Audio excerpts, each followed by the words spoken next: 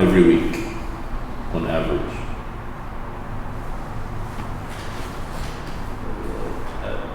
In the beginning, probably like maybe 10 or 15 max, but later on, probably 15 max. Okay. Yeah. But when I started adding Arabic words to my desk, when I had to switch to the keyboard, I was still learning. So it took a bit longer Yeah, then. it's about 15 minutes, I'd say, probably. And would you take handwritten notes when you were watching, and then you would switch them to type notes? Yeah. That's what. Yeah. Or else I'd probably forget. So then basically it would be. No, I thought you would be watching later on. Oh, no. Some people watch and take notes. I did online because I couldn't commute here. I had my class in Sketchbook set up to fit for iPad. Okay. But just So you were able to watch us live. yeah. Okay.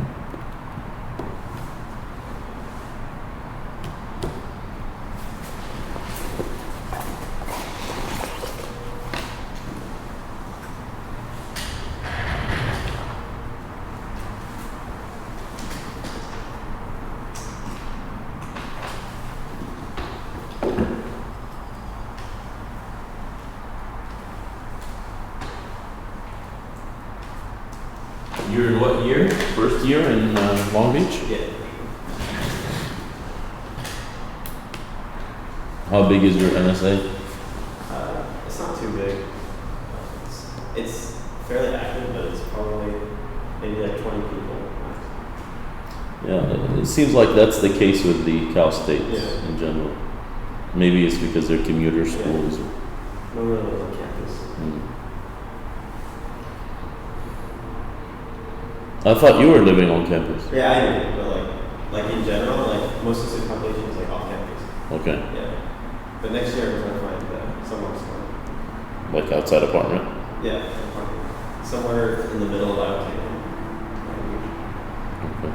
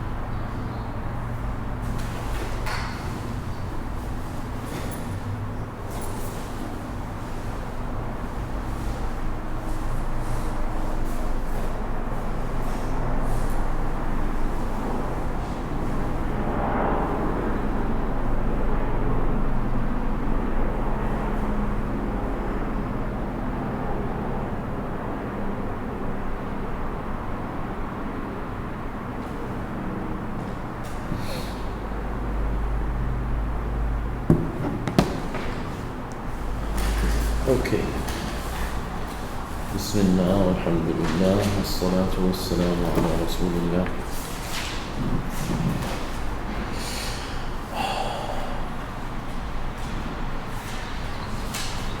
اللهم علمنا ما ينفعنا وانفعنا بما علمتنا وزدنا علما. اللهم اجعل ما تعلمناه حجة لنا لا علينا. So today is the final day in the regular school year for me with you guys. Tomorrow is the official last day, and then we are going to have a summer session, inshallah, starting June 10th. Not sure if you're aware or if you will be attending. I don't think I'll use that then. Okay.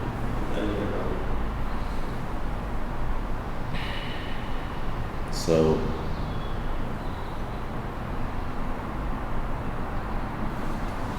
let's continue reading.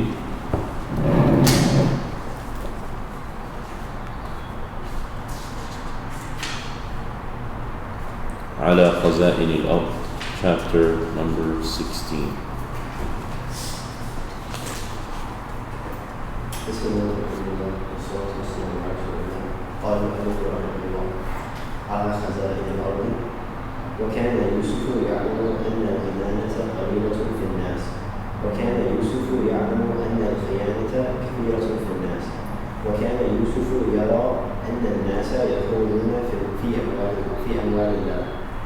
وكان يرى أن في الأرض خزائن كثيرة ولكنها ضائعة. إنها ضائعة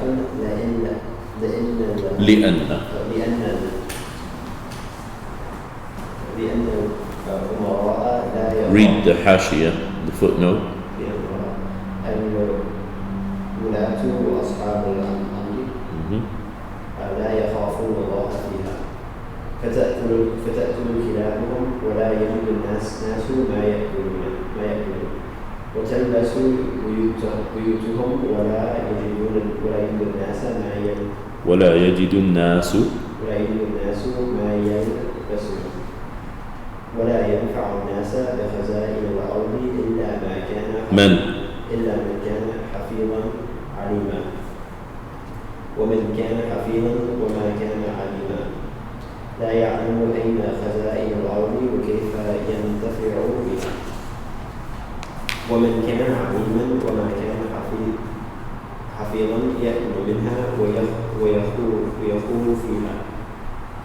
وكان يوسف حفيظا عليما، وكان يوسف لا يريد أن يترك الأمراء يأكلون أموال الناس، وكان يوسف لا يقدر أن يرى الناس يجوعون ويموتون، وكان يوسف لا يستحي من الحق، فقال الملك اجعلني على خزائن الأرض إني حفيظ عليم. وهكذا كان يوسف أمينا لخزائن مصر، واستراح الناس جدا وحمد الله. Okay, continue. Let's just continue reading today. Maybe we'll finish the story because it would be good. Yeah, I think it's doable to just finish it at least in reading. جاء إخوة يوسف، وكان في مصر والشام مجاعة كما أخبر يوسف، وسمع أهل الشام وسمع يعقوب أن في مصر رجلا رحيما، وأن في مصر جوادا كريما، وهو على خزائن الأرض. وكان الناس يذهبون إليه ويأخذون الطعام الحبوب. وأرسل يعقوب أبناءه إلى مصر بالمال ليأتوا بالطعام، وبقي بنيامين عند والده، لأن يعقوب كان يحبه جدا، وما كان يريد أن يبعد عنه، وكان يعقوب يخاف عليه كما كان يخاف على يوسف. وتوجه أخوة يوسف إلى يوسف وهم لا يعرفون أنه أخوهم يوسف، وهم لا يعرفون أنه يوسف الذي كان في البئر، وهم يظنون أنه قد مات، وكيف لا يموت وقد كان في البئر.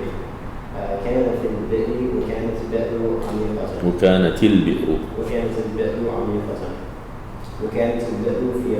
في الغابة، وكانت الغابة مهمشة، وكان ذلك في الليل، وكان الليل مظلما. وجاء إخوة يوسف فدخلوا عليه فعرفهم وهم له منكرون، كانوا منكرين ليوسف لا يعرفونه، ولكن ما أنكرهم يوسف بل عرفهم. عرف يوسف أن هؤلاء هم الذين ألقوه في البئر، وأن هؤلاء هم الذين كانوا يريدون قتله، ولكن الله حفظه. ولكن يوسف لم يقل لهم شيئا ولم يفضحهم بين يوسف وإخوته. وكلمهم يوسف وقال لهم من أين أنتم؟ قالوا من كنعان. قال من أبوكم؟ قال يعقوب لإسحاق ابن إبراهيم عليه السلام. قال هل لكم أخ آخر؟ قالوا نعم لنا أخ اسمه بنيامين. قال لماذا ما جاء معكم؟ قالوا لأن والدنا لا يتركه ولا يحب أن يبعد عنه. قال بأي شيء لا يتركه؟ هل هو ولد صغير جدا؟ قالوا لا، ولكن كان له أخ اسمه يوسف، ذهب معنا مرة وذهبنا نستبقه وتركنا يوسف عند متاعنا فأكله الذئب. وضحك يوسف في نفسه ولكن لم يقل شيئا، واشتاق يوسف إلى أخيه بنيامين، وأراد الله أن يمتحن يعقوب مرة ثانية، فأمر لهم يوسف بالطعام وقال لهم ائتوني بأخ لكم من أبيكم ولا تجدون طعاما إذا لم تأتوا به. وأمر يوسف بمالهم فوضع في متاعهم بين يعقوب وأبنائه. ورجعوا إلى أبيهم وأخبروه بالخبر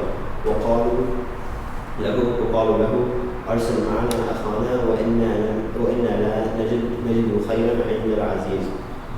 وطلبوا من يعقوب بنيامين وقالوا وإنا له لحافظون. قال يعقوب هل آمنكم عليه إلا كما أمنتكم على أخيه من قبل؟ هل نسيتم قصة يوسف؟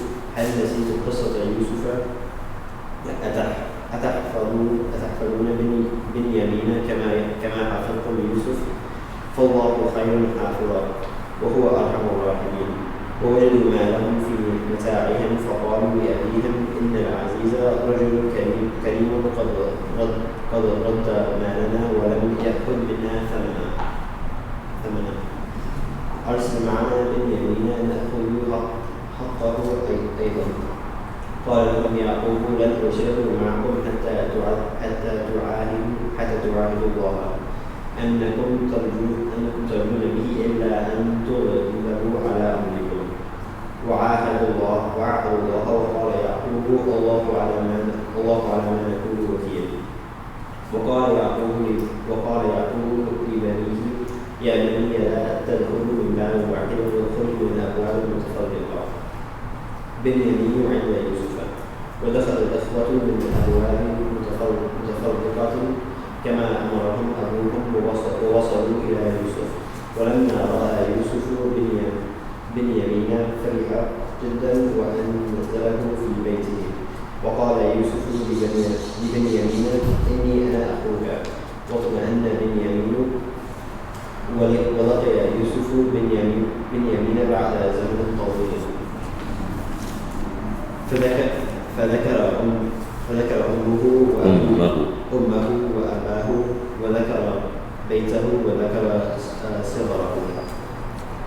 وأراد يوسف أن يبقى عنده بنيامين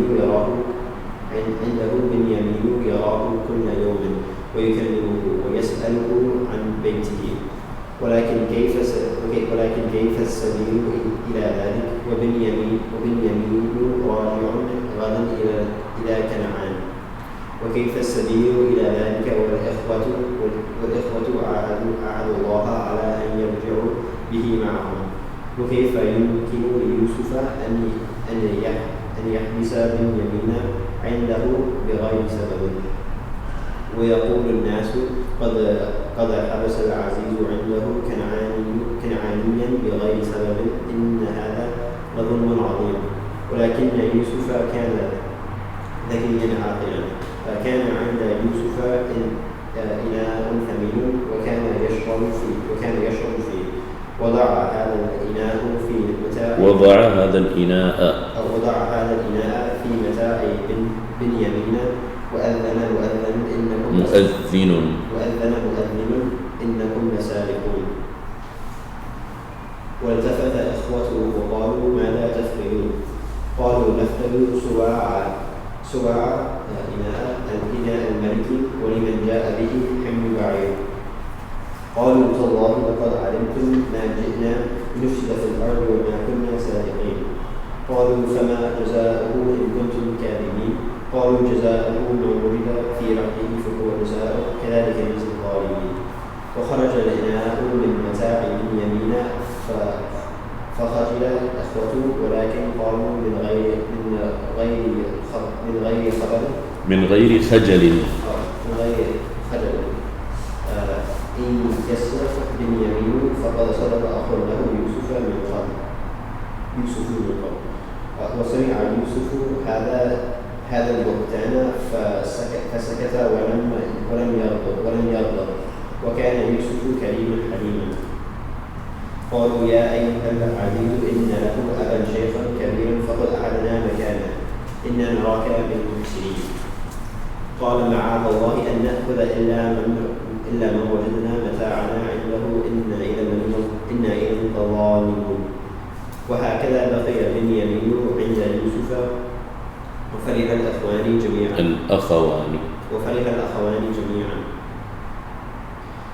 إن يوسف كان وحيدا منذ زمن طويل لا يرى أحد من أهله وقد ساق الله إليه بنيامين أفلا يحبسه عنده يراه ويكلمه. وهل من الظلم أن يقيم أخ عند أخيه أبدا إلى يعقوب. وتحير الإخوة كيف يرجعون إلى أبيهم وفكر الإخوة ماذا يقولون لأبيهم إنهم فجعوه أمس في يوسف أفيفجعونه اليوم في بنيامين. أما كبيرهم فأبى أن يرجع إلى يعقوب وقال لإخوته ارجعوا إلى أبيكم فقولوا يا أبانا إن ابنك سرق وما شهدنا إلا بما علمنا وما كنا للغيب حافظين.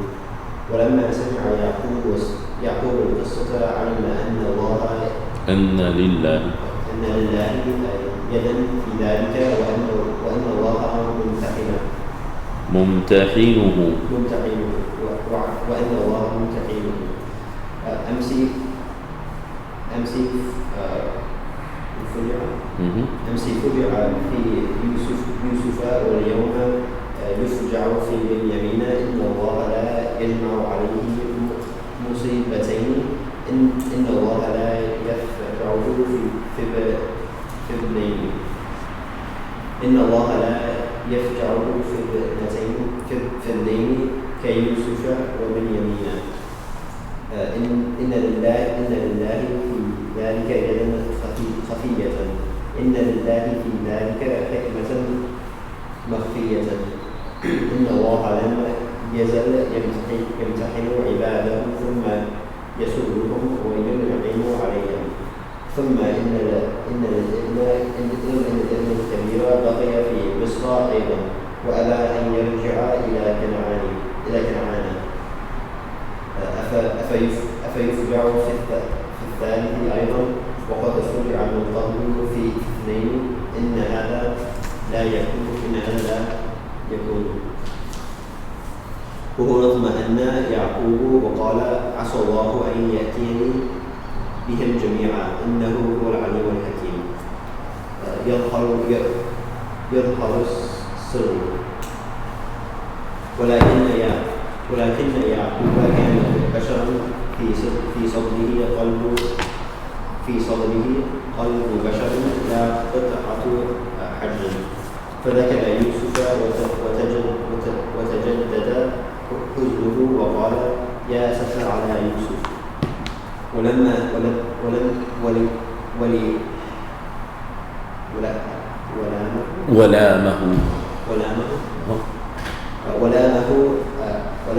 أبناءه وقالوا إنك لا تزال تذكر يوسف حتى تحلك. قال يعقوب إنما أشكو بثي وحزني إلى الله وأعلم من الله ما لا تعلمون. وكان يعقوب يعلم أن اليأس كفر وكان يعقوب له رجاء كبير في الله. وأرسل يعقوب أبناءه إلى مصر ليبحثوا عن يوسف وبنيامين ويجتهدوا في ذلك. ومنعهم يعقوب من أن يقنطوا من رحمة الله وذهب مصر مرة ثالثة ودخلوا على يوسف وشكوا إليه فقرهم ومصيبتهم وسألوه الفضل. وهنا حاج الحزن والحب في يوسف ولم يملك نفسه. أبناء أبي وأبناء الأنبياء يشكون فقرهم ومصيبتهم إلى ملك من الملوك. إلى متى أخفي الأمر عنهم وإلى متى أرى حالهم وإلى متى لا أرى أبي. لم يملك يوسف نفسه وقال لهم هل علمتم ما فعلتم بيوسف وأخيه إذ أنتم جاهلون. وكان الإخوة يعلمون أن هذا السر لا يعلمه إلا يوسف ونحن فعلموا أنه يوسف. وعليكم السلام ورحمة الله. سبحان الله. هل يوسف حي أما مات في البئر؟ يا سلام. هل يوسف هو عزيز مصر الآن؟ هو الذي على خزائن الأرض، هو الذي كان يأمر لنا بالطعام. وما بقي عندهم شك أن الذي يكلمهم هو يوسف بن يعقوب. قالوا أئنك لأنت يوسف؟ قال أنا يوسف وهذا أخي. قد من الله علينا إنه من يتقي ويصبر فإن الله لا يضيع أجر المحسنين. قالوا تالله لقد آثرك الله علينا وإن كنا لحافظين. وإن كنا لخاطئين. وما لامهم يوسف على فعلتهم بل قال يغفر الله لكم وهو أرحم الراحمين. يوسف يرسل إلى يعقوب. واشتاق يوسف إلى لقاء يعقوب وكيف لا يشتاق إليه وقد طال الفراق. ولماذا يصبر الآن وقد ظهر الصبر؟ وكيف يطيب له الشراب والطعام وأبوه لا يطيب له شراب ولا طعام ولا منام. قد انكشف السر وقد ظهر السر وقد أراد الله أن تطلع عين يعقوب. وكان يعقوب قد عمي من كثرة البكاء والحزن. فقال يوسف اذهبوا بقميصي هذا فألقوه على وجه أبي يأتي بصيرا وأتوني بأهلكم أجمعين. يعقوب عند يوسف. ولما صار الرجال بقميص يوسف إلى كنعان أحص يعقوب رائحة يوسف وقال إني لأجد ريح يوسف. قالوا تالله إنك لفي ضلالك القديم. ولكن كان يعقوب صادقا. فلما أن جاء البشير ألقاه على وجهه فالتف بصيرا. قال ألم أقل لكم إني أعلم ما لا تعلمون؟ قالوا يا أبانا استغفر لنا ذنوبنا إنا كنا خاطئين. قال سوف أستغفر لكم ربي إنه هو الغفور الرحيم. ولما وصل يعقوب إلى مصر استقبله يوسف ولا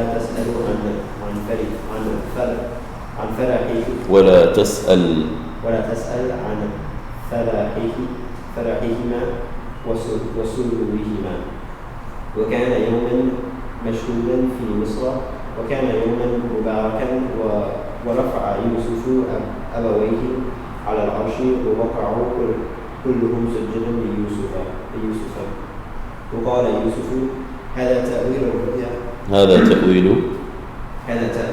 رؤياي من قبل قد جعلها ربي حقا. إني رأيت 11 كوكبا والشمس والقمر رأيتهم لي ساجدين. وحمد يوسف الله حمدا طيبا كثيرا. وشكر يوسف على ذلك شكرا عظيما. وبقي يعقوب وآل يعقوب في مصر زمنا طويلا.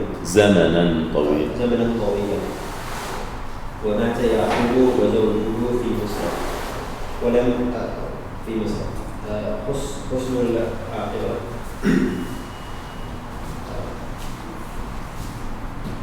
ولم يشغل يوسف ولم يشغل يوسف هذا الملك العظيم عن الله ولم يغيره. وكان يوسف يذكر الله ويعبده ويخافه. وكان يوسف يحكم بحكم الله وينفذ أوامر الله. وكان يوسف لا يرى الملك كثيرا ولا يعده شيئا كبيرا. وكان يوسف لا يحب أن يموت موتا ملك ويحشر مع الملوك، بل كان يحب أن يموت موت عبد ويحشر مع الصالحين. وكان دعاء يوسف: رب قد آتيتني من الملك وعلمتني من تأويل الأحاديث فاطر السماوات والأرض أنت ولي في الدنيا والآخرة توفني مسلما وألحقني بالصالحين. وتوفاه الله مسلما وألحقه بآبائه إبراهيم وإسحاق ويعقوب صلى الله عليهم وعلى نبينا وسلم. Okay, so we started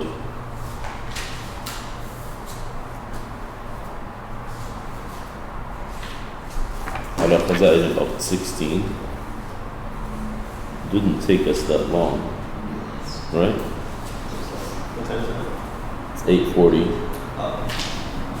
So I would say it probably took us 20 minutes to read all of that. But it's just one person reading, and also there's no translation. Would you like to read? Sure. Go ahead. Bismillah, alhamdulillah, wassalatu wassalamu ala rasulillah wa alayhi rahmatullah ala khaza'in al-ardi. وكان يوسف يعلم أن الأمانة قليلة في الناس. وكان يوسف يعلم أن الخيانة كثيرة في الناس. وكان يوسف يرى أن الناس يخونون في أموال الله. وكان يرى أن في الأرض خزائن كثيرة ولكنها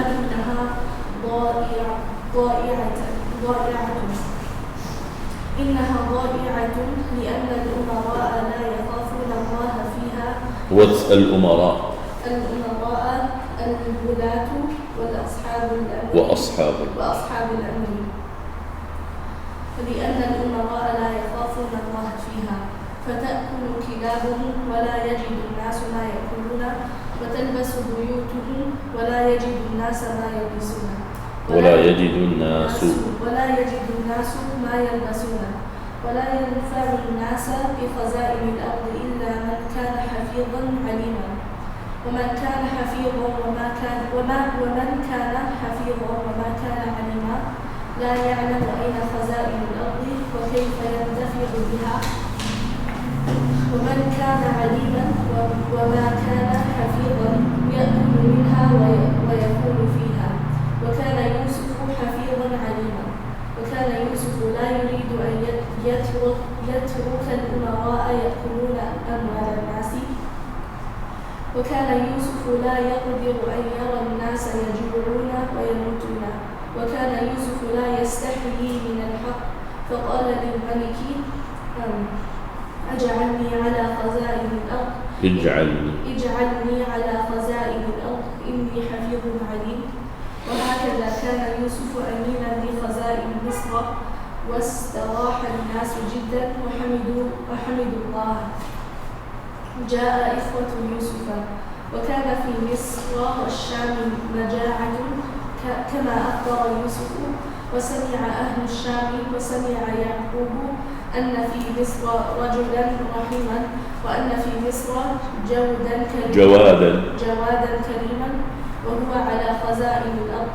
وكان الناس يذهبون إليه ويأخذون الطعام الحبوب. وأرسل يعقوب أبناءه إلى مصر بالمال ليأتوا بالطعام. وبقي بنيامين عند والده لأن يعقوب كان يحبه جدا، وما كان يريد أن يبعد عنه. وكان يعقوب يخاف عليه كما كان يخاف على يوسف.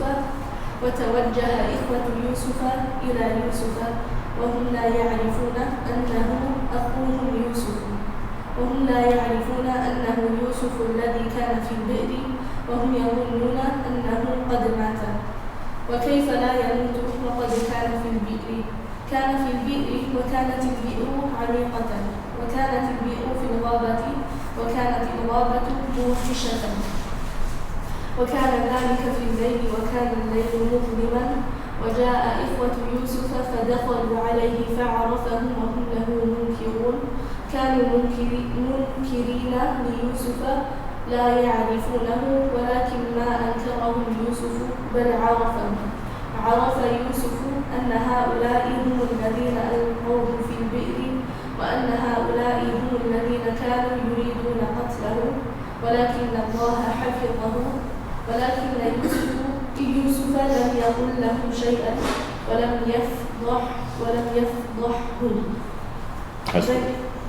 إيمان, read على خزائن الأرض please.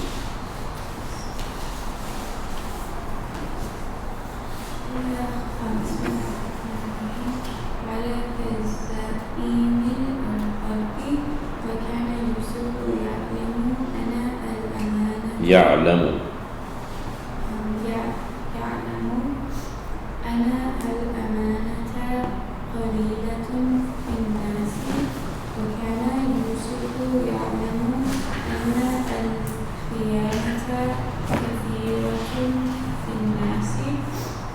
وكان يوسف يرى أن الناس يكونون في أموال الله. وكان يرى أن في الأرض خزائن كثيرة ولكنها ضائعة لأن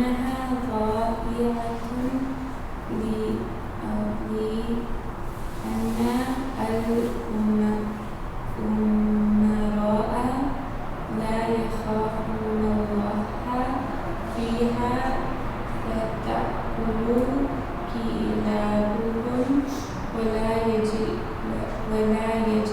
الناس ما يأكلون وتلبس بيوتهم ولا يجد الناس ما يلبسون ولا ينفع الناس بخزائن الأرض إلى من كان حفيظا عليما. ومن كان حفيظا وما كان عليما لا يعلم أين خزائن الأرض وكيف ينتفع بها. ومن كان عليما وما كان حفيظا يأكل منها ويكون فيها. وكان يوسف حافظا عليما. وكان يوسف لا يريد أن يترك الأمراء يأكلون أموال الناس. وكان يوسف لا يغفر أن يرى الناس يجوعون ويموتون. وكان يوسف لا يستحيي من الحق. فقال للملك اجعلني على خزائن الأرض إني حفيظ عليم. وهكذا كان يوسف أمينا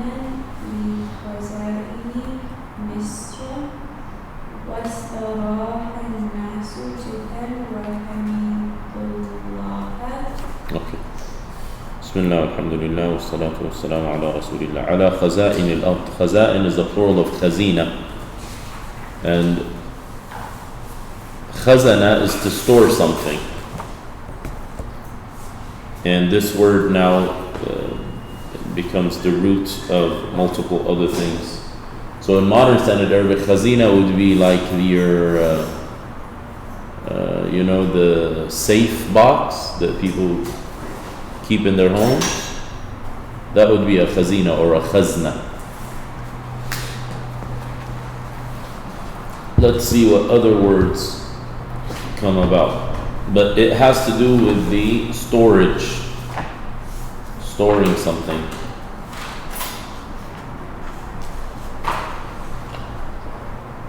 Yeah, so it says al-khaznu hifdhu shay'i fil khizana. Initially, it means to keep something safe in a safe box. Then, the same word is used for any type of preservation, like keeping a secret. You would say حفظ السر.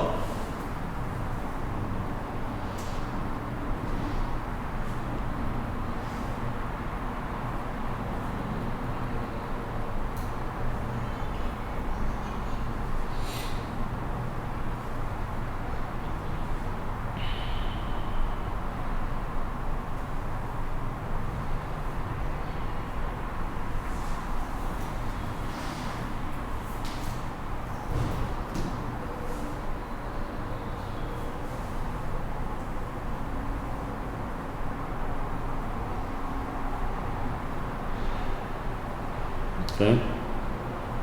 So basically, the treasury department. Khaza'in al-ard would be the resources of the land. Ala here does not mean on top of, although ala usually means on, but it means being in charge. So when you say ana amirun alaykum, it doesn't mean I am a commander on top of you. Rather, it means I am a commander in charge of you. So, ala here is to discharge this particular task. So, Joseph is going to be charged with the resources, with the treasures of the land.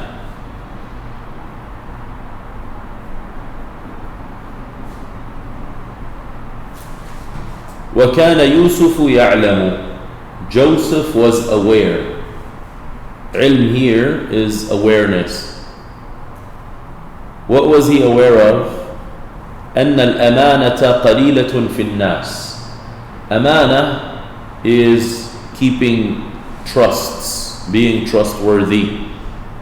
So Joseph realized that trustworthiness, this character trait, this is a very noble character trait, al-amana, is very rare, it's scarce in people.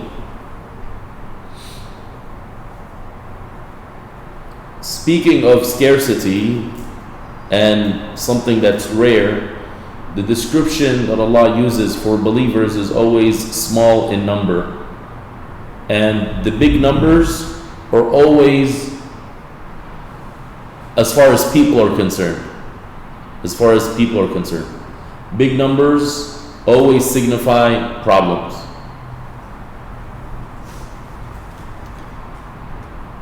So the majority does not equate truth. The majority does not equate morality. Of course, in liberal discourse, majority rules, right? So let's say the majority are sick perverts. What's society going to become? A sick, perverted society. Who will be persecuted? The healthy, moral people. That's the irony. In Meccan society, when the Prophet ﷺ came, the majority of the people were perverts. I mean, they were the sick people. So we don't accept that majority or numbers, quantity defines what truth is. And what you're going to study as students of Islam is there is a concept called ijma'. Ijma' translates to consensus, but this is not public opinion. Consensus is specific to the qualified scholars who are independent jurists. So we can make a comparison of them being like the Supreme Court judges. How many Supreme Court judges are there in America? How many? 9? 12? I mean, there is a limited amount. They're limited. I think it is 9. Look it up, please. So Supreme Court justices, those are like the highest authorities of the law, and they get to decide on rules. Regardless of what society thinks, they're the ones that decide. 9 people. How many American citizens are there? 330 million. What's the percentage? Doesn't even count, right? But they're the ones who decide. So likewise, when we talk about ijma', what matters is not what the Muslim community thinks. What matters is what do the scholars, and not just the scholars, but the most specialized senior scholars think. What is their opinion? Not just any random scholar. Okay? That's something very key. Anyway, that comes up with أَنَّ الْأَمَانَةَ قَلِيلَةٌ فِي النَّاسِ. This character trait of amana, which is something that is encouraged in Islam. Islam teaches us to have amana. Amana is from iman. And the lack of amana is khiyana. Khiyana is betrayal. Khiyana is infidelity. We had ma'adallah khiyana earlier, right? That's the accusation.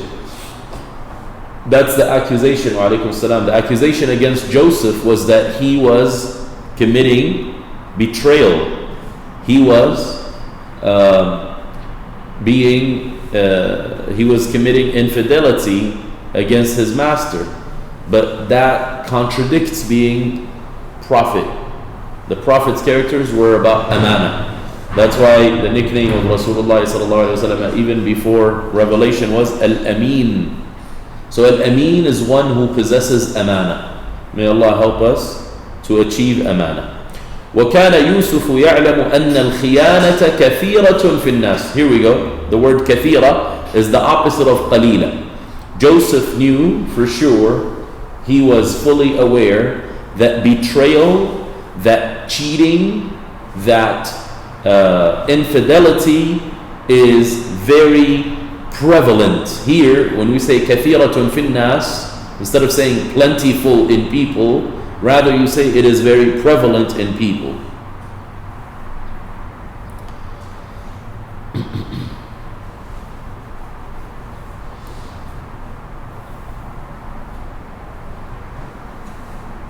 وَكَانَ يُوسُفُ يَرَى. And Joseph was a witness. He used to see أَنَّ النَّاسَ يَخُونُونَ فِي أَمْوَالِ اللَّهِ. So he just mentioned khiyana in general. Khiyana means multiple things based on how you use it. So one form of khiyana, which we, may Allah protect us all, is called kha'inatul a'yun. It's when your eyes glance at something, they're not allowed to, even if it's just a glimpse. That's called kha'inatul a'yun. Because what you're doing is basically you're stealing with your eyes. You're stealing a peep. Right? They have a word for it. Sick, I mentioned perverts before. They have like, huh? Wait, are you talking about like an individual person? Yes. Like a peeping Tom? Yeah, like a peeping Tom. Or like they have something where people hide like cameras in bathrooms. I don't know if you guys heard the news, like there was a few months ago, they said several Starbucks locations, a guy was putting cameras in the women's bathroom. Or whatever bathroom, I don't know if it's, what's it called? Co-ed or unisex bathroom. But that's called khiyana. Like you don't expect for someone to violate you in this way, right? So khiyana is violating somebody else's rights, especially someone that trusts you. That would be considered khiyana. Khana yakhunu.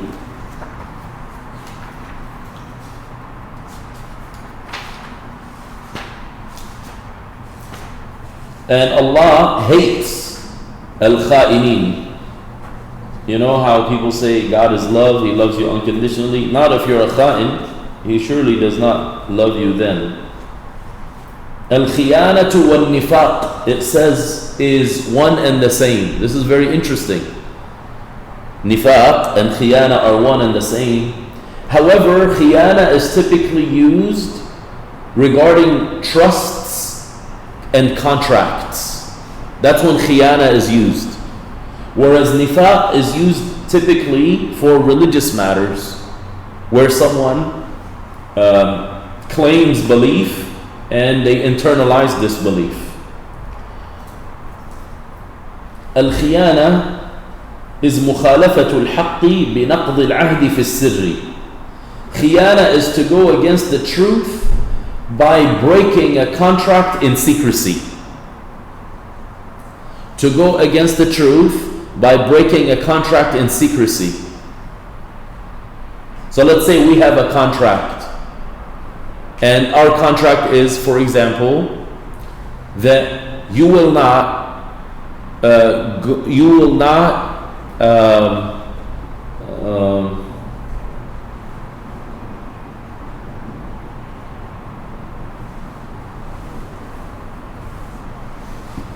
give me some type of contract that people make with each other. She'll only come to you for services. She'll only come to you to buy something. Come to me to buy something? And my competitor is just you. Okay. Like it's any average contract? Anything, just Like a contract to build a room. an agreement. The point here with ahd is an agreement. We make an agreement, and you decide to break this agreement in secret without telling me. That's betrayal. We have an agreement, you break the agreement in secret. وَنَقِيضُ الْخِيَانَةِ, the opposite, so the antonym of khiyana is amana. So these words are antonyms. Al-amanatu wal-khiyana. Allah says, لَا تَخُونُوا اللَّهَ, do not betray God. وَالرَّسُولَ وَتَخُونُوا أَمَانَاتِكُمْ, don't betray God, His messenger, and don't betray the things that were entrusted with you. Allah describes the wife of Noah and the wife of Lot, that they betrayed them. What kind of betrayal did they have? They did not cheat on them. It was not infidelity regarding sexual relations. They did not cheat on them. Rather, they betrayed their trust. They betrayed their trust in faith. So the wife of Lot went and told the people that he's got visitors, for example. That was her betrayal. She didn't cheat on him.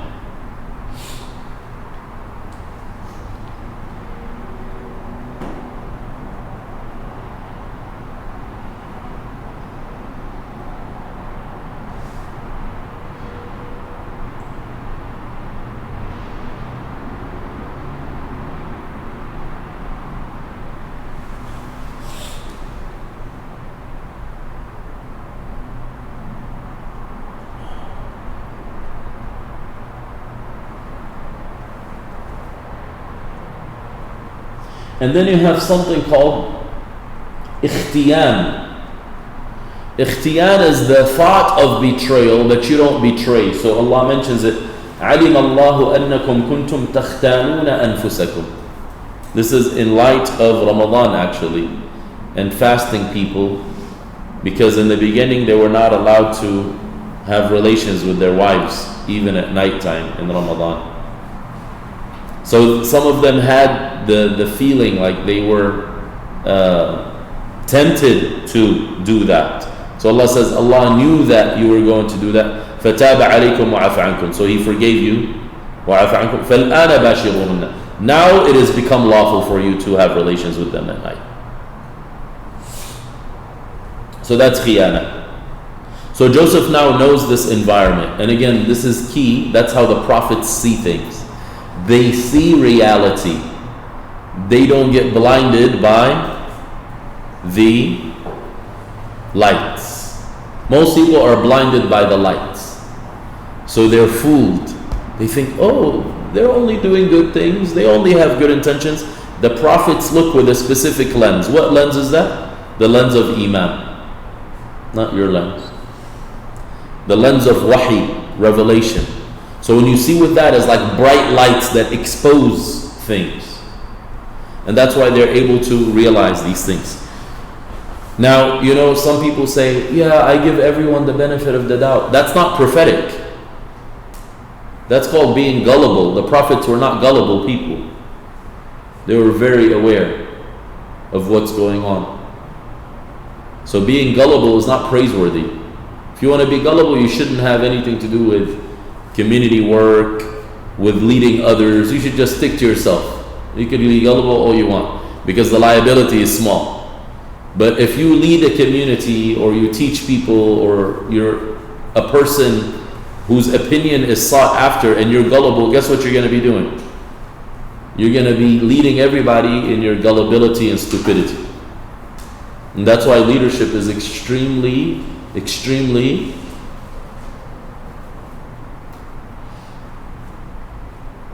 dangerous. One of the signs of the last days, the Prophet ﷺ says, إِذَا ضَاعَتِ الْأَمَانَةُ فَانْتَظِرِ السَّاعَةِ. When people who are not qualified assume roles of responsibility, watch out for the hour coming. So part of amana and khiyana is that if I'm not qualified, I should not lead. Even if somebody appoints me to lead. If I am leading, then I'm doing some type of khiyana. I'm cheating. I'm betraying this great trust. Now, again, we have to be careful because some people just always second guess themselves and they have major insecurities. They actually may be extremely trustworthy, but because of the way they've been programmed, they always think lowly of themselves. That's not healthy. So that's not the objective when I mention things like this. It's not like, oh my God, I can't handle it, so let me just drop it. No, sometimes you must force yourself to handle certain things. كان يوسف يرى أن الناس يخونون في أموال الله. That the people used to betray specifically in monetary things. Money that belongs to God. All the money belongs to God.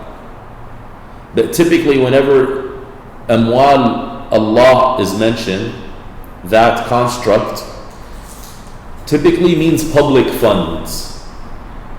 Public funds. Public funds are not private property. Now, unfortunately, public funds are always abused because the people that are in charge of them are not trustworthy. وَكَانَ يَرَى أَنَّ فِي الْأَرْضِ خَزَائِنَ كَثِيرَةً. He used to also see, he's in Egypt, he recognizes that Egypt is fertile, very fertile land, and there is a lot of resources in it. There's natural resources in it. وَلَكِنَّهَا ضَائِعَةٌ. However, it's not even utilized. ضَائِعَةٌ. ضَائِعَةٌ also means like underserved or not served, period.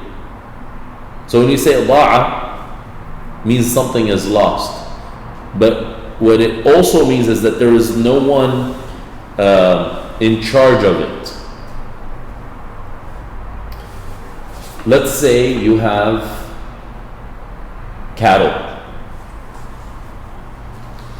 If you have cattle and you don't have a shepherd, then we would consider that cattle ضائعة. It's just wasted. Are they not resources? They are. They have value. But when you don't have anyone taking care of it, you don't have anyone watching it, the wolf can eat it, somebody can steal it, then it's ضائعة, it's completely gone to waste.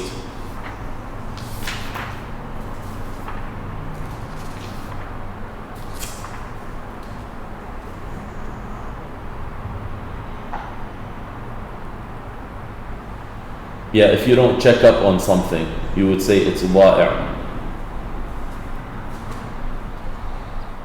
Or scattered.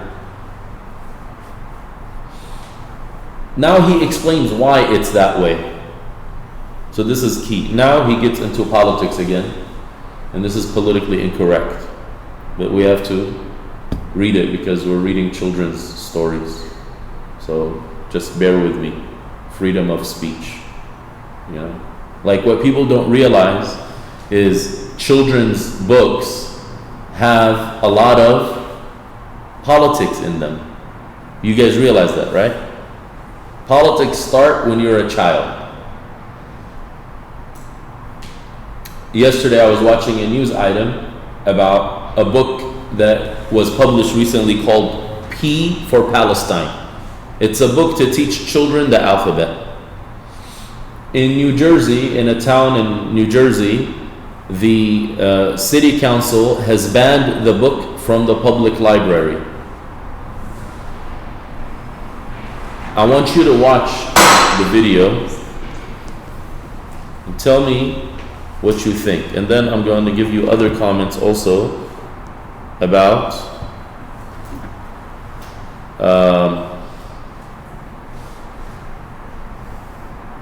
children's book about the ABCs is working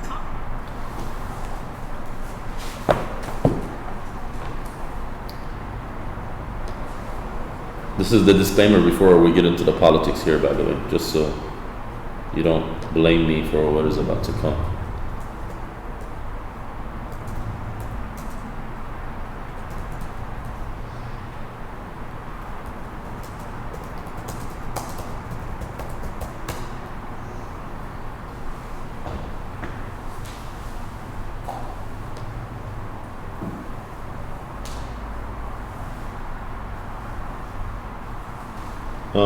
We need this thing.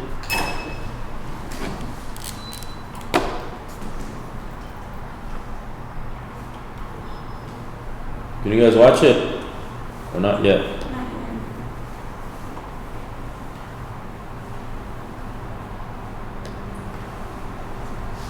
Bismillah, are you ready? Where is this thing?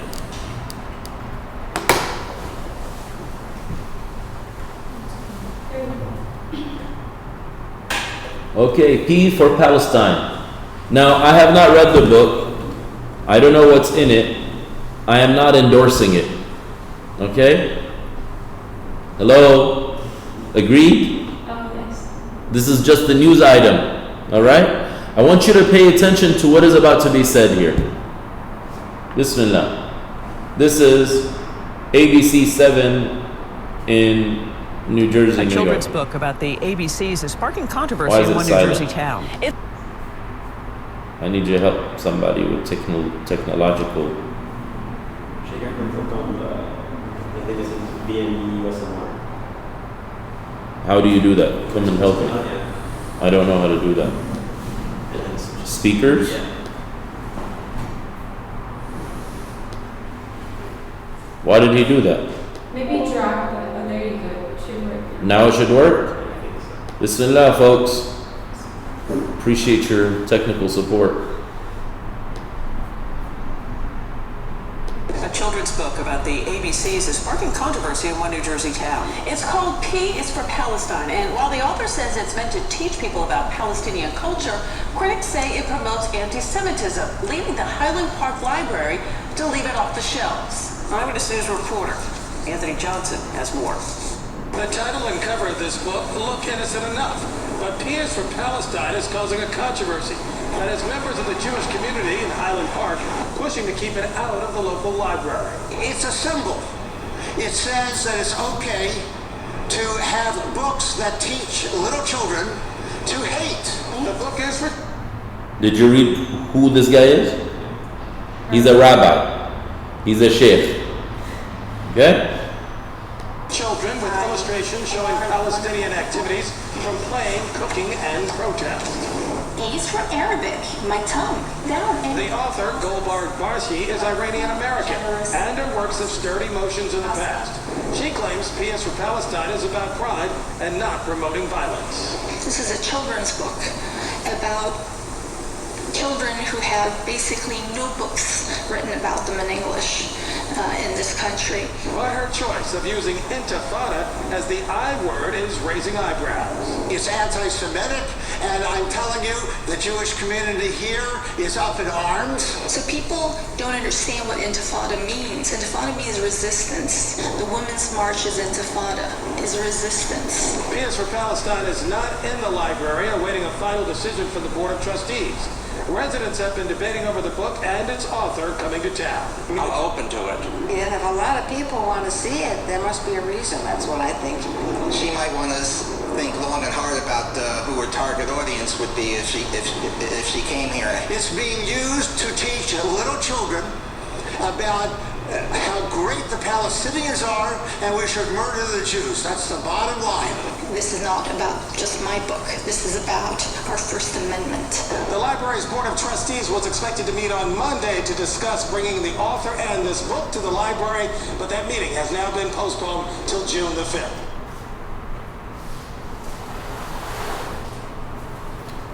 Okay. Speaking of weather, we would like to share some really exciting news. Thank you for your exciting news. Okay, so this is a children's book teaching the ABCs. And it has sparked controversy because this issue is a hot topic. That's always around. So again, the point is, do not be gullible thinking this is just innocent children's stuff. So some people think freedom of speech, this is resistance, just like the Women's March. That's the author. Clearly we can say which side of what do you think she represents? Liberalism? She's a liberal, right?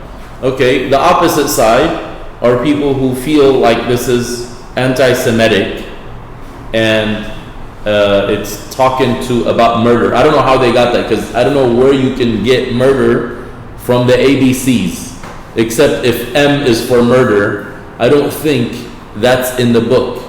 But it's it's basically people getting this thought that I for intifada is an insinuation for every single event that happened in the intifada.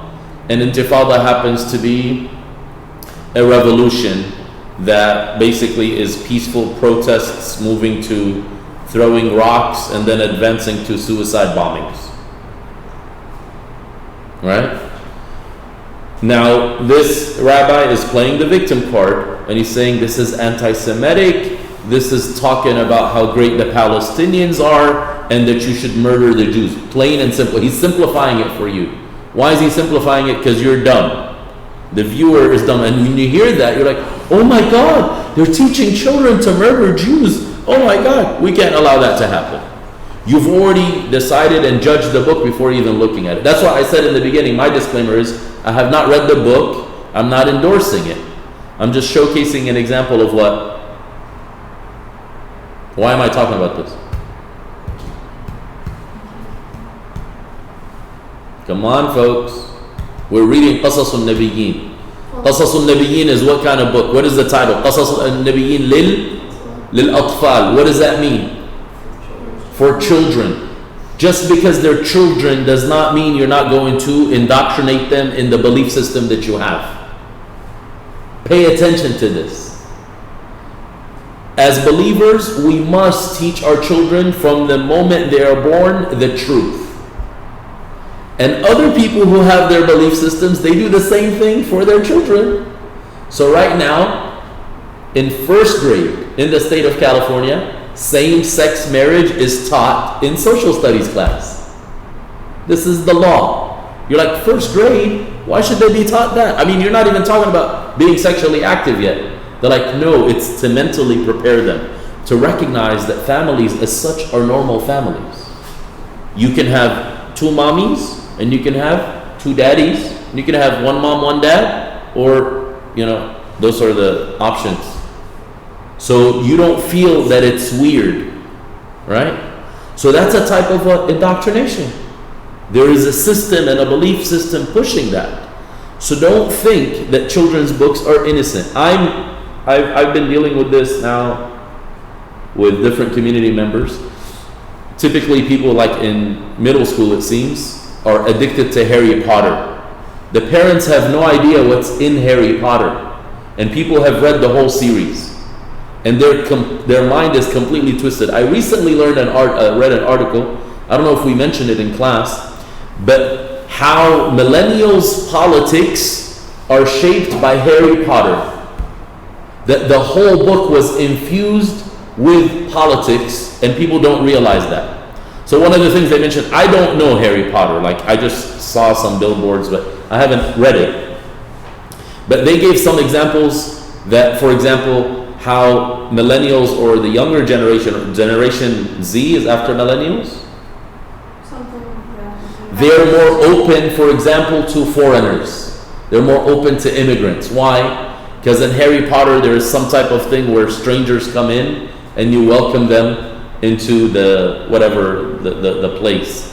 There are specific things that are mentioned that have like political undertones or overtones or whatever type of tone you want to call it. So always remember that whoever has a belief system is going to push that belief system. Our author, what's his belief system?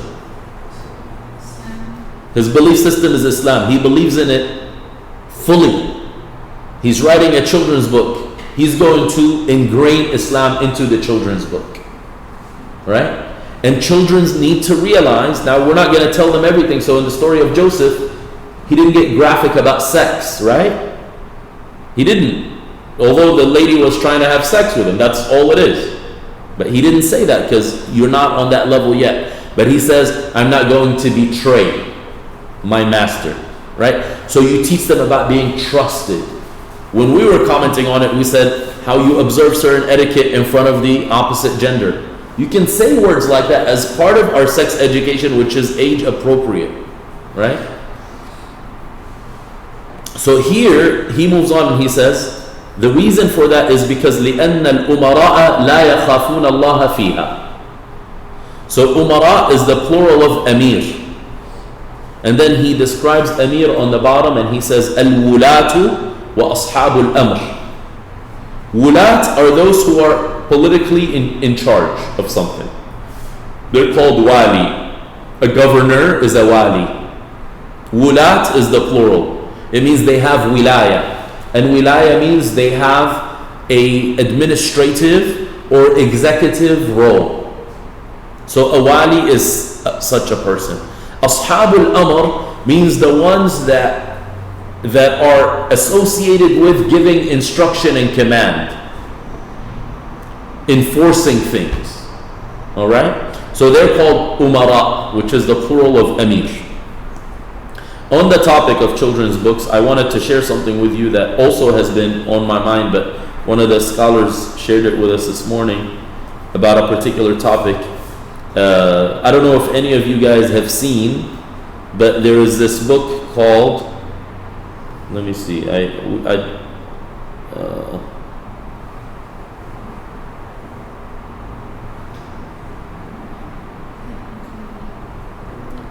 it's a book, it's a children's book about the Quran. Okay? It's a children's book about the Quran, and some people shared it. The book is titled My First Quran with Pictures. My First Quran with Pictures. So this comes from the actual publisher.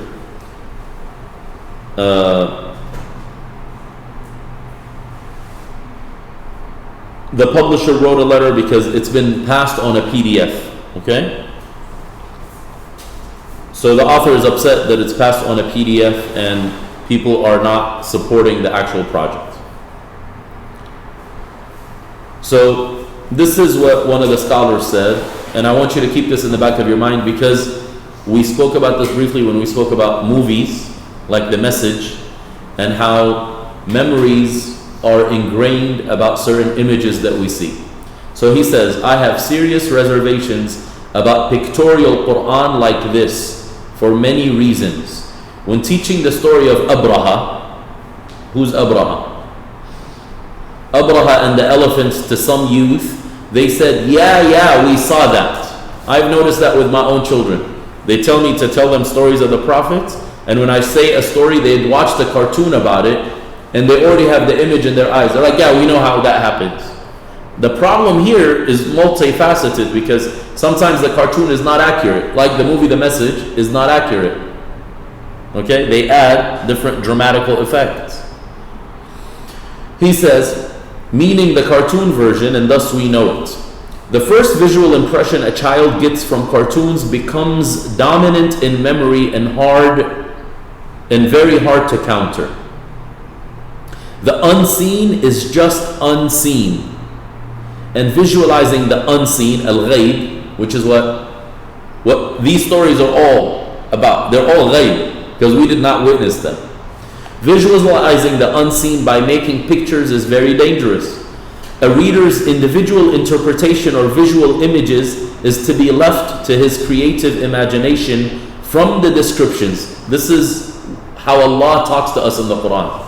He never tells us to make images of the stories. And not to be put into concrete visual forms like Hollywood movie versions of famous novels. I'm sorry, but for centuries this would have been sacrilegious, and for many still is. Another question, have any prominent scholars endorsed this effort? He further says, I deem this a serious violation of the sanctity of the glorious Quran, since it puts it on the low level of other cartoon kiddie books of which their children libraries are full. Have you seen the pictures used in this book? A'udhu billah. So again, this is something to encourage us, even though we may be teaching children and we want to be represented in this genre of children's education, we should have Islamic standards. So many people right now have good intentions. They're like, what do Muslim children have? Like this lady, what did she say? I wanted children to read a book about themselves because nobody writes about them. Fair enough. Did she take into consideration Islamic principles? I don't know if she did. But it's not just her, it's anything else. Last Ramadan, I think my children participated in some type of event in one of the masajid, either last year or the year before, and they got a gift which is something similar to this, called My First Quran Book. And I opened the book and I'm reading it, and the story is messed up. The key with this story is that it's accurate. Remember, that was the promise and the agreement the author made on himself to his nephew. When you teach a child the story in a mistaken way, so most children, for example, and most of you, if you've gone to Sunday school, you think of the story of the two sons of Adam and why one killed the other. What's the reason that you guys were exposed to in Sunday school? Jealous of what?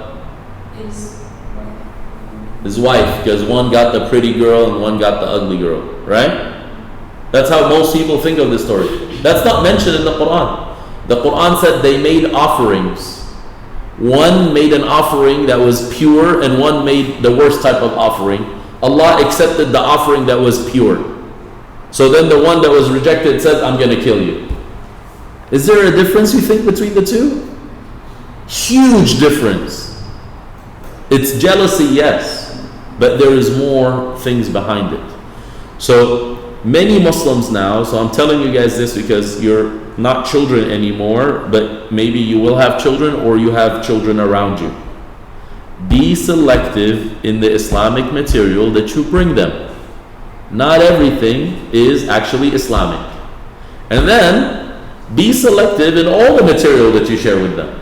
I'm very disturbed by some of the things that the children read. And unfortunately, I just don't have the time to read everything they have. This is not about keeping them in a bubble, keeping them sheltered, or censoring. That's not the point. But we have to give them things that are age appropriate and don't allow them to get indoctrinated. Indoctrination happens without people realizing it. What does it mean to be human? What does it mean to be kind, to be gentle? You don't think those things are mentioned in children's books? I look at children's clothing. Every child's clothing almost has a heart on it. It's all about love, Peace, and the other word is what? And those signs too. This sign, the circle with this thing on it. What is that sign? Peace? That's the hippie sign. You know that. What indoctrination is happening? You're like, man, why are you so crazy? Because you don't think that's going to come up when they're adults?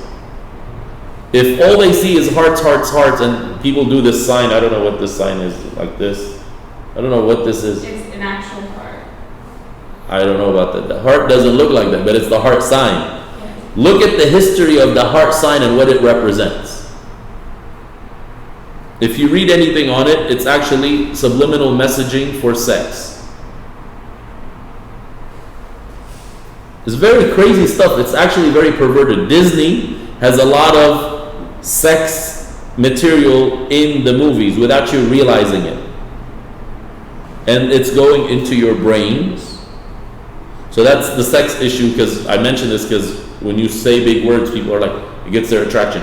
But just imagine how many false beliefs are also in these cartoons. I remember when I was a kid and we watched certain cartoons, there was a cartoon, I don't know what it was, if it was Bugs Bunny or one of those things, the old classical ones, and they go up on a tree up to the heavens and they meet with God up there in heaven. There's some cartoons where there's hellfire and paradise. Those things are called what? Ghaib. Why does everyone know what the devil looks like? Children's books. It starts when they're cartoons. So everyone has a specific image of that. And it never leaves you. So be very careful what you expose yourself to. That is actually an amana. And then if you have been exposed and you have been contaminated ideologically, make sure that you do some cleansing work. How can we cleanse ourselves, our mind?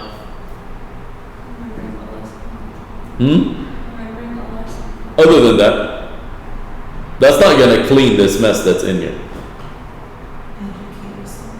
And beyond that, it's just that's too. Huh? Yeah. What else? That's too vague, though. So like doing the same exact thing but positively. So You have to undo damage. Damage has been done. You have to undo it. If you have been mentally violated, you have to remove that. Right? Because what happens is people now, they don't remove what's in here. First of all, they don't even realize there's anything in here that's problematic. So then let's say we bring Islam in. What do you think the type of Islam that these people will preach would be painted with, or influenced by, or mixed with somehow? The things that were in their mind already, right? So they basically have an Islam, although Islam itself is pure, but they infuse certain ideas without even realizing it subconsciously. So that's the importance of realizing the roots of things. Why do I have these sensitivities? Why do I have these ideas?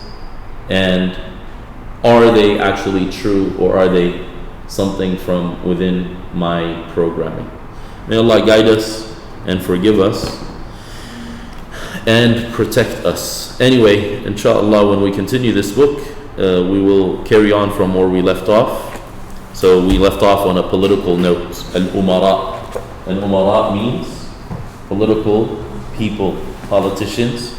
And what I was saying is the school year for me with you guys officially has come to an end. May Allah accept from you all and reward you for your patience.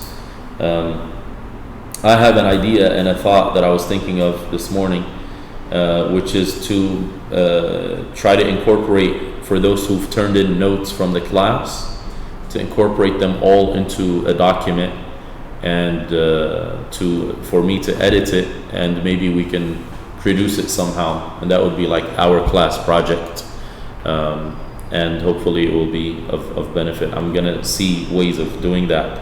But for now, what I would request is, if you've worked on your notes, I want you to put them all in one document at least and send it to me all together. I know that some of you separated them, so just bring them all together and send them over. Our individual one, or do you mean their class? No, right now just your individual ones, and we'll worry about putting them on one document. I'll figure that out and I'll let you know. And the only people I want to participate in this is the people that actually took notes. So that's going to be the project of the people who took notes. And also the final product, I'm not going to publish it. It's only going to be for the people who actually put in effort. So hopefully we can actually utilize that and take it on with you. I can think of so many projects that could stem out of what was mentioned in class if we were able to capture all the material, inshallah. The other thing is people who turned in work late, they will get credit, but it will not be full credit. So that's the issue with that. So yesterday one of the students came up to me and says, I turned in everything, why is the grade low? And then I looked back, I couldn't remember why exactly, and I looked back and I saw one missing assignment, but the actual count that he gave, or that I gave him, was 5 missing assignments. So I gave him 10 out of 15, for example. I said, there's just one, but then I'm like, okay, let me correct it. So I thought I was losing my mind, although I know exactly what I did. And then later on in the conversation, I'm like, when did you turn this in? It was like Monday. So Monday was after the due date. So I said, that's why credit was not full. So at least a third of your credit points were removed if you turned it in after the fact. And the later, the more credit will be taken away. So that's that about the grades. That's something I didn't mention yesterday, so I apologize if it was not clear.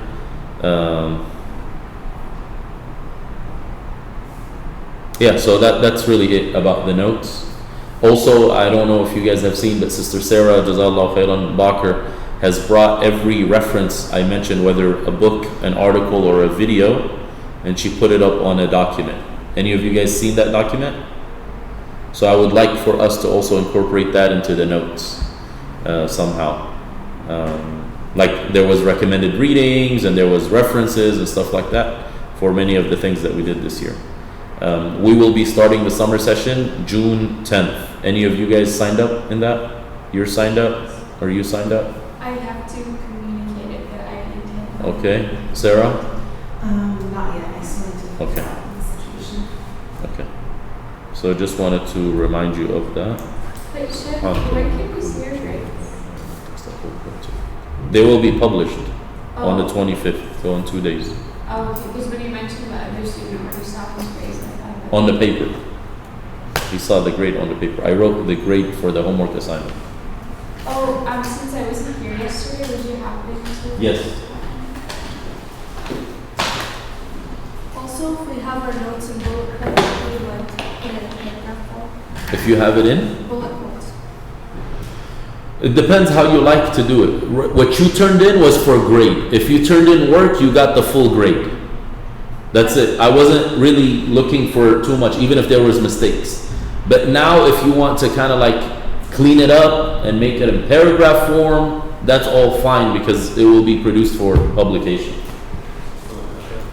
We get rid of all the stuff that was covered in text. Like if we have stuff in our notes that's from the PowerPoints. Yeah, so like the Quran and the Hadith things, I noticed those in the notes. I don't necessarily want those in. I just want the stuff where I'm speaking out of the text.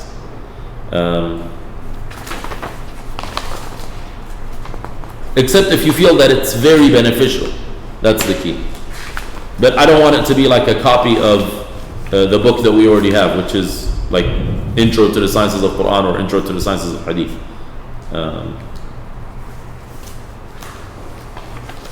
Also, like here at bullet points, sometimes my notes jump from like topic to topic quickly. So how would I make it like flow together? Sorry, say that again.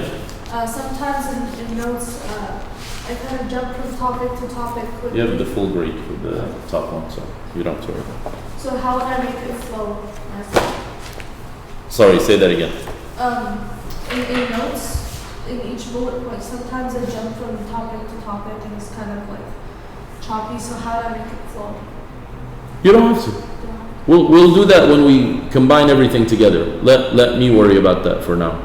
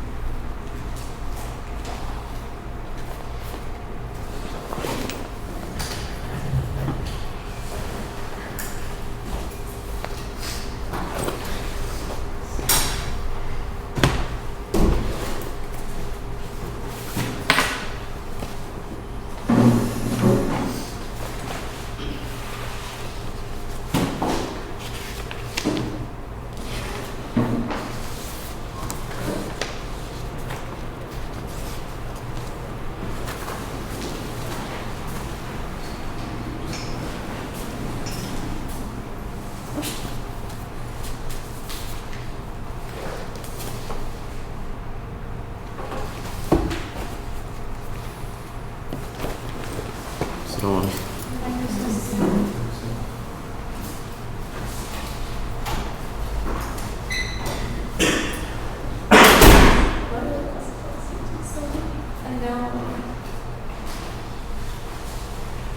But like, I didn't get a grade from my home. For what? Didn't you He say? said he said he But I didn't get my other exam. Oh, it's the Habib Sister Sarah. Oh, okay.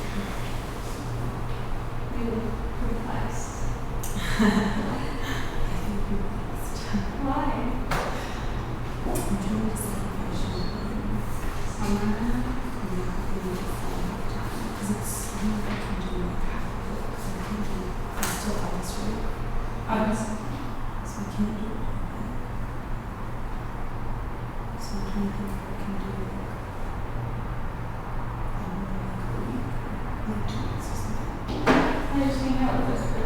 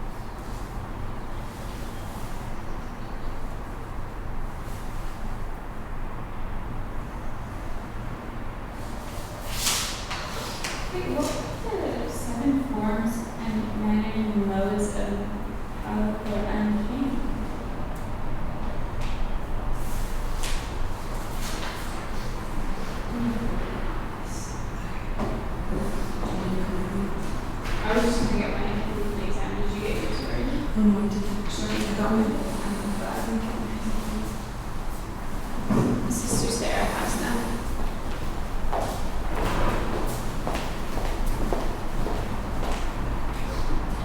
Did you guys already waiting? No, we kind of. Do you, if you guys don't mind, like, do you want us to get it for you, or are you gonna get it yourself? The heavy thing? Did you want us to get it for you, or are you like afraid of your grade? Oh no, I am grab it. Okay. You guys are going. Yeah, so we were gonna go in. Thanks. Okay.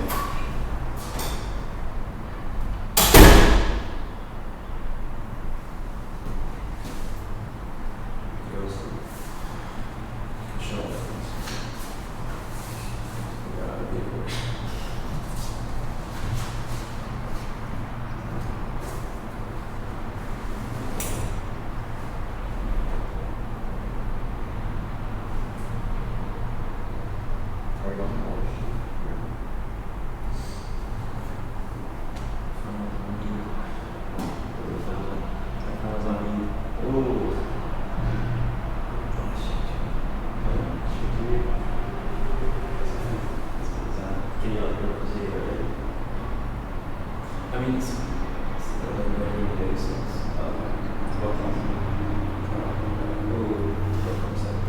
Really? Not really.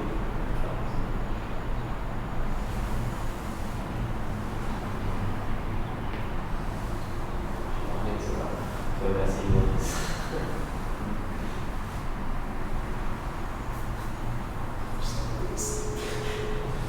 I would have found for you. Just the evils of the teachers, right? Who is that? I don't know. They all just. But they all feel as one. Not like some one. Maybe two.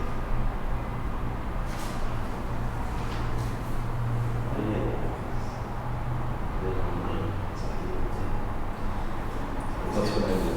It's like, oh, it's kind of overreach. Bringing very good about this. Like, okay, that's it. So I just whatever read I have.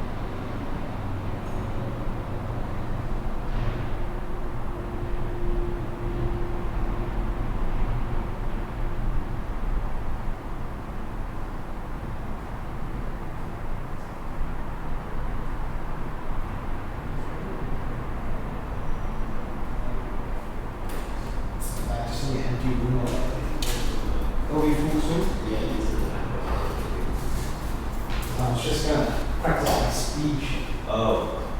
No, yeah, it will be interesting. People will be in person? Yeah. Okay, I'm fine with You can practice here, then when people come in, you just that. Kind of awkward. Sure. Socially awkward.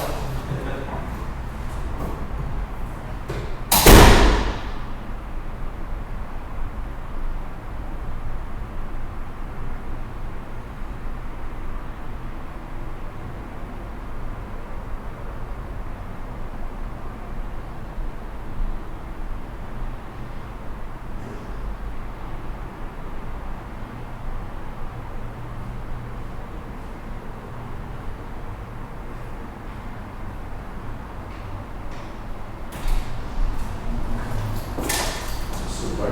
Oh, yeah, we had a video. Huh? We had a video close Is it? Peace for Palestine. Huh? Was it like a news article or a news video on Peace for Palestine? And we went over like, let's check out breaking it down. This is a good video, man. It was pretty good. It was like, one side was like an author saying that this was like a message for kids that don't have anything written about them. It's about Palestinian. It's like about learning the alphabet, but for Palestinian kids in America.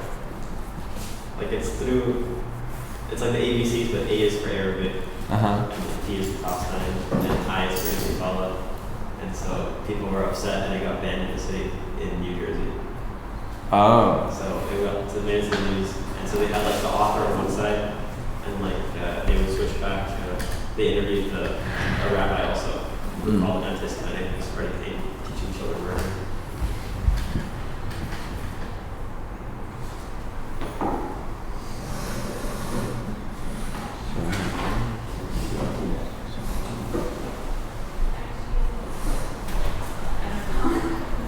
Maybe you should do it. Thank you.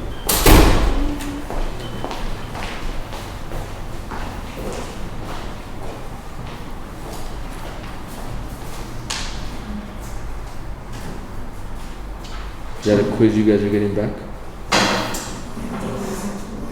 This is test. Intro to Hadith Science, it's like pro. Okay. Which was a while ago. Yeah, like for 6 years.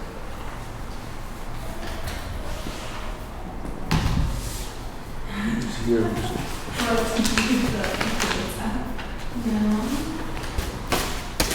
Maz is not here? Najib? No? Okay. That makes my life easier.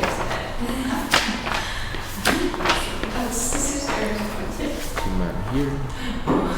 I don't think that's. Sarah, is anyone next to you or no? No. Just Mona's here? Mona's there.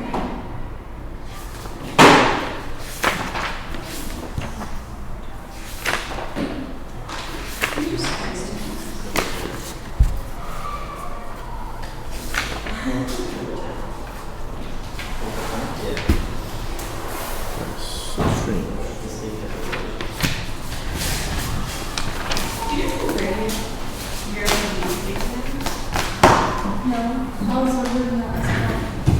Was it the same person who wrote like that kind of stuff? It looks like it. Like the same person? I don't think that's true. It's not for sure. I think so. I was thinking this one of the first years.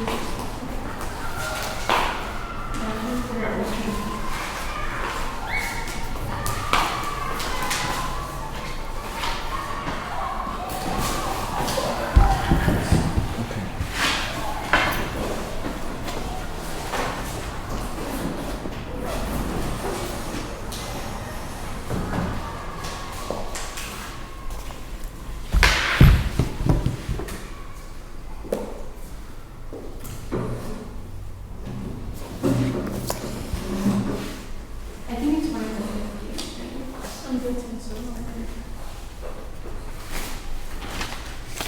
So have you memorized the 50 years' handwriting? Huh? Are you familiar with the handwriting of 50? Possibly, I want to see.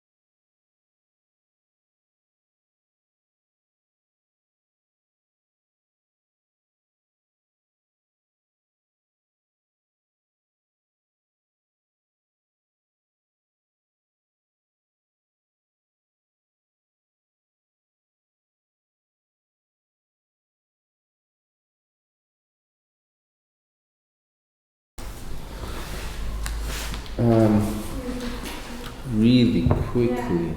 That's what I wanted to know. Let's see. Yeah, let's do it. Let me just make sure. Okay, so who's here? Mona's here. Mona here. She's February. Mona, where are you? What number? Number 8. So I was right. Number 8. Number 8. Is it your exam? Yeah. Can I just check that into I'm just curious. Or maybe you can just tell me the right answer. Okay, so I don't know. I didn't even understand.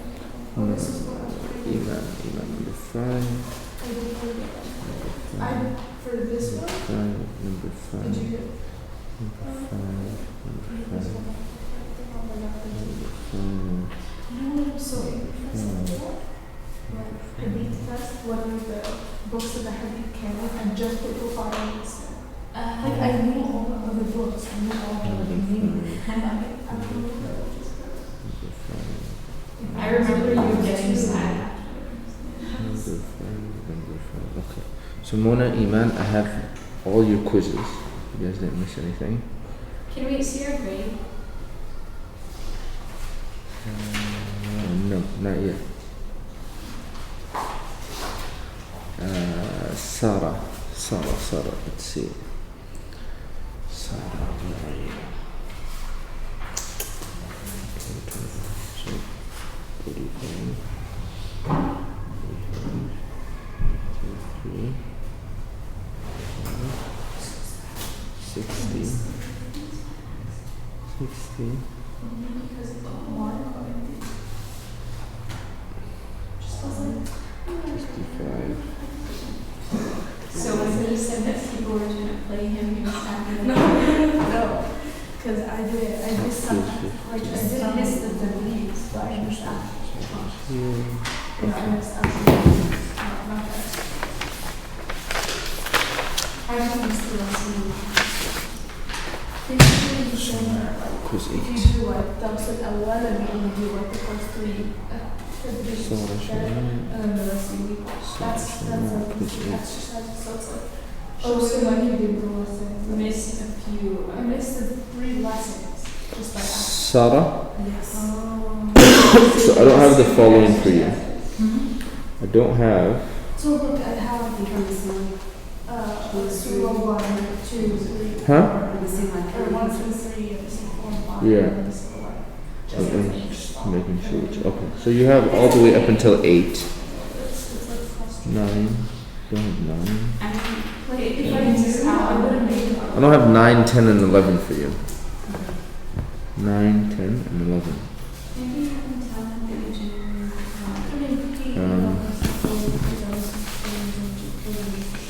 Do you want to write that down? Oh, yeah.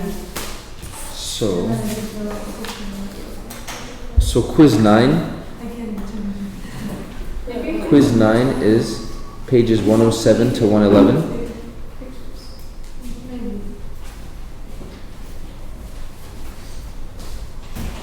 Quiz 10 is pages 118 and 119.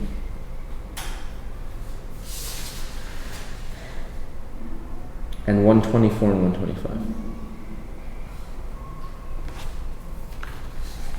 That's 11. Huh? 11 is 124 and 125. No, that's 10 still.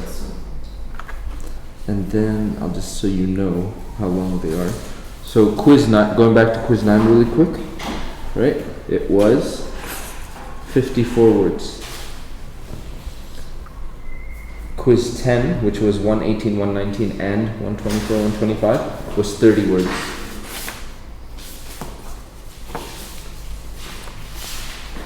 Mona, I just gave you quiz 11 back. Yeah, one of them is 11. What are the pages on it? Yeah, one was 11 and one was 10. Yeah, so 11, quiz 11. What pages does it say at the top? 133, 144, 145, and 150, and review. Let me see. I think this Yeah, this is the one already. Okay. So this is 133 and 144 and 145 and 150. 150. 150, 50. And that was 66 words. Okay, so thank you. So, hold on. Let's see. Hamza. Huh? Missing the same ones? Yeah. The same exact ones? Yeah. You noted it? I have them on to-do list. Okay, but you noted everything down? Yeah. Okay. Let me just make sure. So you have 1 through 8. 1, 2, 3, 4, 5. Did you do 6? Yes. You did? Yeah, I can look for it. Can you really quickly? Oh, 6 and 7?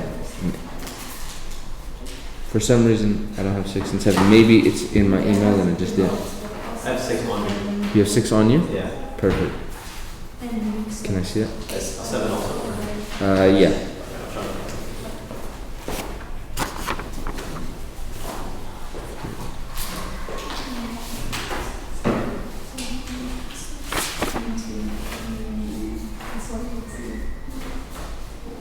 You have it? Nice. Were these emailed or taken personally? Yeah, I think 6 and 7 I emailed. I see email. Yeah. I think they might be in the same file too. So I'm trying to figure out what's going on. Why 750 out of 51 when it's 36 questions? Oh, I probably used the second page. Oh, okay. Oh yeah. It's not There's a second page? 72.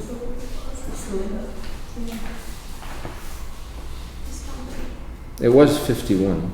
Okay. Okay, no. Take your word for it. 50. That's fine, that's fine. Okay. So 50 out of 51. That's fine. Yeah. Cool.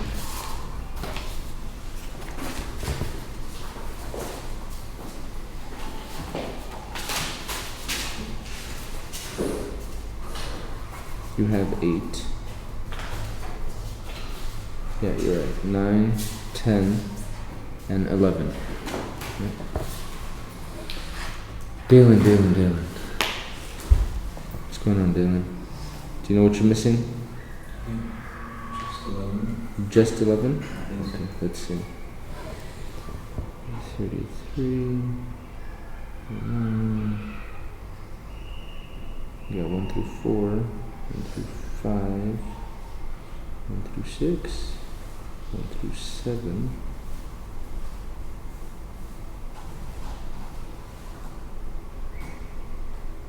Got 8 and 7.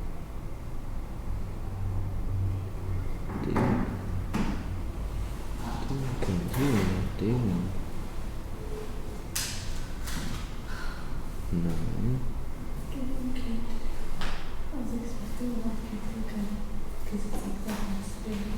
So I don't have 10 for you. 10? Yeah.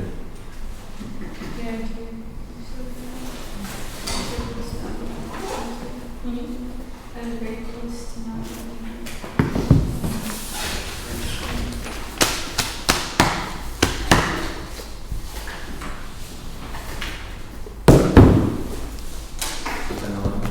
Huh?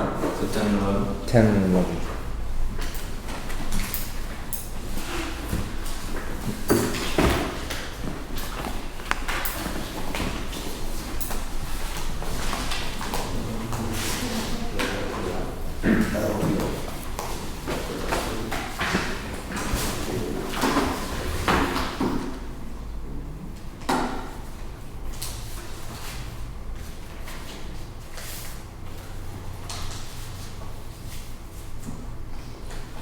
Maryam at 5:10. Maryam's not here. I think I said You said quiz time was. Huh? You could quiz time was which pages? 118, 119, and 134.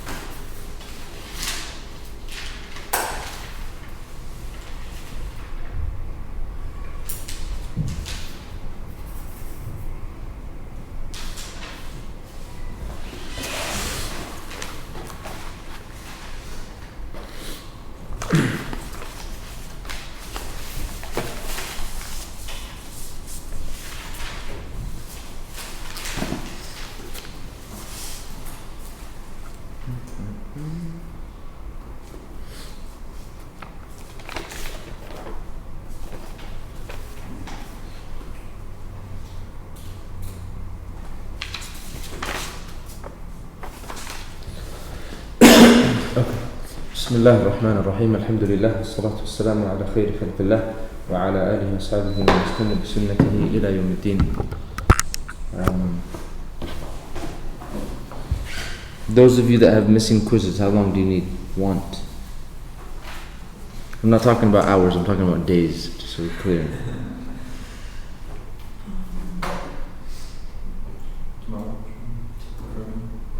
Hamza looked at you like you were crazy. He looked at you like he saw a ghost.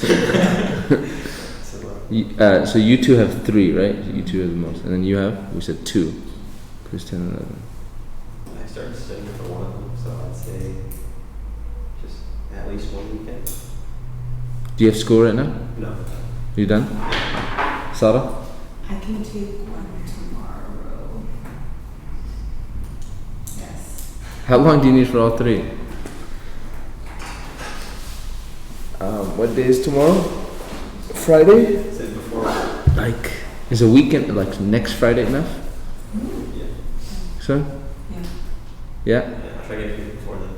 Yeah. Okay. So what I need you to do is take them. Just, I'm going to trust you guys, obviously. So just take them, correct them, and then take a picture and send me the image. Clear? Next Friday is good enough? Mm-hmm. Yeah? Okay, Dalen? Yeah, till next Friday as well. But if you want to do both by tomorrow, then be my guest. Alright? Okay.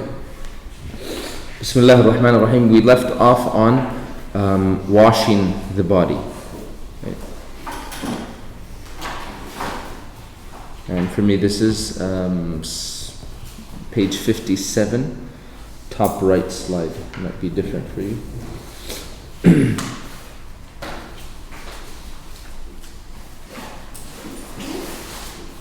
Okay, so yesterday I think the last thing we talked about was grieving, what to say when grieving, or to someone that is grieving, someone that's lost a loved one. Now in terms of washing the body is a fard kifaya, it's a communal obligation, right? As opposed to, like for example, prayer and fasting, which is a fard ayn, which is an individual obligation. Fard ayn, I don't know if we've gone over these terms before, but fard ayn, like literally the same word for eye. Fard ayn is an individual obligation, and fardu kifaya is a communal obligation. The definition of a communal obligation is that some people in the community do it, then the obligation is lifted upon the rest of the community. But if no one in the community does it, then everyone is liable or deserving of punishment. Everyone would essentially be sinful. But if some people do it, then those people will obviously be rewarded, but it would also lift the obligation off everyone else. So washing the body of a dead Muslim is a communal obligation, right? When washing the body, the awrah of the person should always be covered. The awrah of the person should always be covered.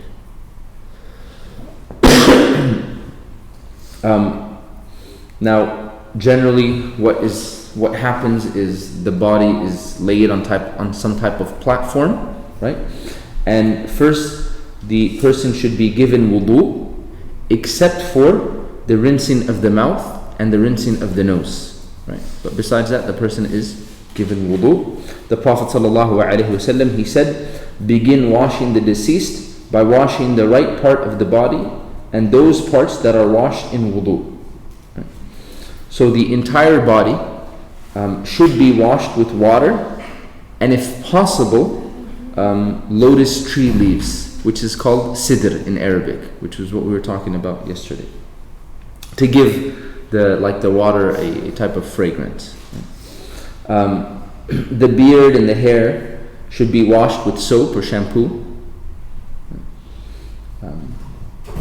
and after the body is given wudu, then what you want to try to do is lay the body on the left side so that the right side of the body can be washed first.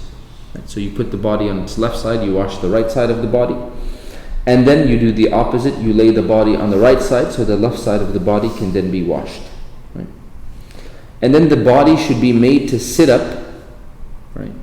And the abdomen of the person should be wiped gently, meaning wiped like pressed gently or wiped gently to remove any remaining contents from the stomach, like if anything is going to exit the body, to get it out, right? That's the purpose of it, right? But once again, it's something that's done very, very lightly. Then the entire body should be washed again. So you have a total of 3 washes, right? You have the wudu, which is kind of like the just done initially, right? And then you have the right side of the body washed, then the left side of the body washed, right? And then you have the entire body washed after the abdomen is wiped. And then the body should be dried with a cloth.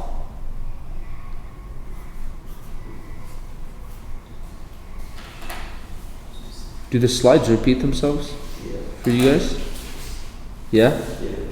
Okay. Well, there's like 3 washing slides, but they're all the same.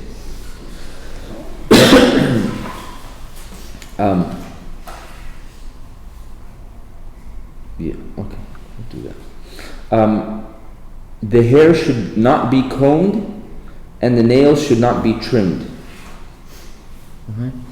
And a mixture of fragrance should be placed on both the head and on the hair and the beard. And then this, we talked about this fragrance yesterday, camphor, should be placed on the feet, the knees, the hands, the forehead, and the nose, right? And these are the places of sujood, essentially. Right? The last point, okay? It is permissible for the wife to wash the husband, okay? And that is something that all the scholars agree upon. It is permissible for the wife to wash the husband. That is a matter of agreement, right? But then according to the Hanafis, it is not permissible for the husband to wash the wife. According to the Malikis and the Shafi'is, according to the Shafi'is and the Hanbalis, I just can't remember the Malikis. I want to say they're with the Shafi'is and the Hanbalis. But according to the Shafi'is and the Hanbalis, the husband can wash the wife. Now, the reason the Hanafis kind of give is they say that, obviously they say it's permissible for the wife to wash the husband because they say technically there's still a relationship between them, because even after he dies, she has an iddah, right? She has this waiting period, right? But they say that when the wife dies and the husband remains, like although they might be together in the akhirah, the worldly connection that they had, that of marriage, no longer exists, right? So she's no longer his wife, right? But the Shafi'is and the Hanbalis, as I mentioned, and I think also the Malikis, they say that it is actually permissible for the husband to wash the wife, and there are some narrations about this that they use as evidence.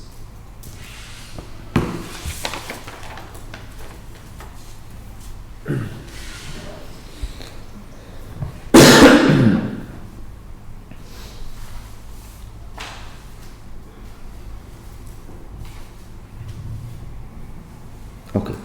The shroud, the kafn, kaf, fa, nun. Once again, the shrouding of the body is considered to be a communal obligation. It's a fard kifaya. Ibn Abbas radiallahu anhu, he said, wear white clothes, for these are your best clothes, and enshroud your deceased in them. Right? Now, it is not obligatory to wrap the deceased in white. They can be wrapped technically in any color and in any cloth, but it is preferred to wipe them in white.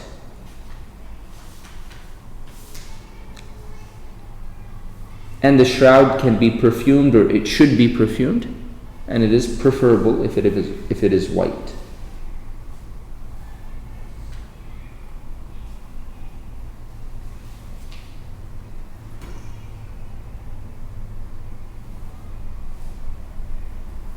Okay. Now, and this is why we went through those videos yesterday, because this might not seem as clear. But the male shroud consists of 3 pieces. Right? What are these 3 pieces? One is a qamis. It's a long shirt, right? It essentially goes down almost to the knees, right? Number 2 is an izar, which is a kind of a lower garment, and it's considered an inner shroud. And then number 3 is you have the lifaf, which is the outer shroud, right? Now, like if we're looking at it from the outside, it's like in terms of what layer comes first, right? Not closest to the skin, but furthest from the skin. So it's the lifaf, then the izar, and then the qamis. Is that clear?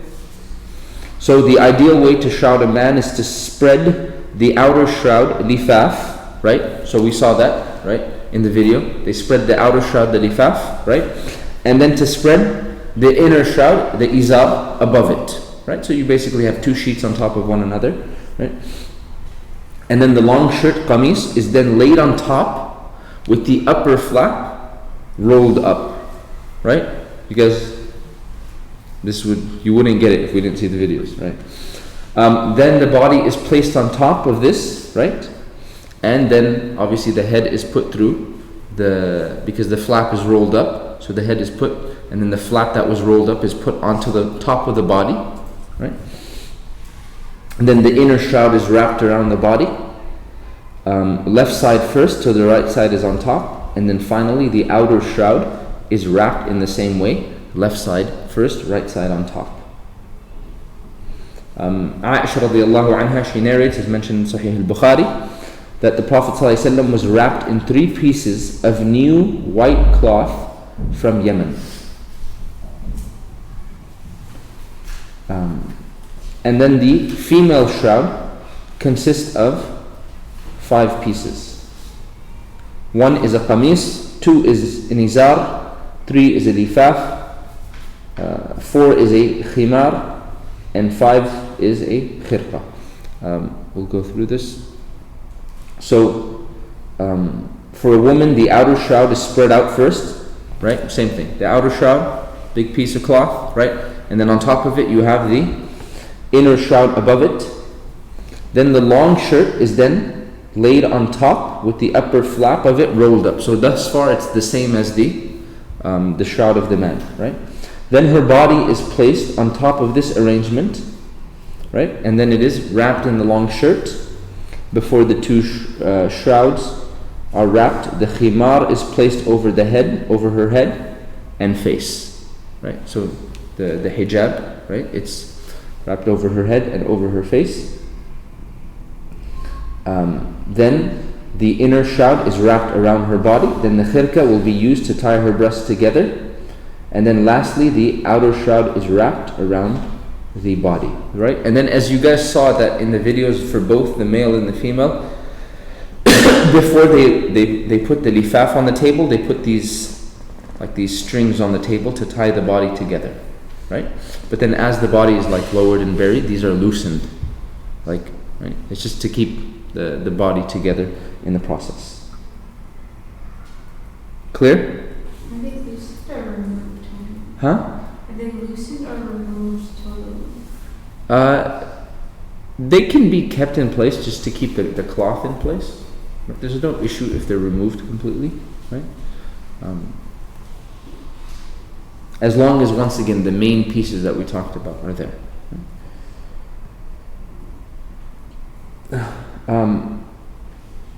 And sometimes there's slightly different ways of doing it, right? For example, the female shroud, right?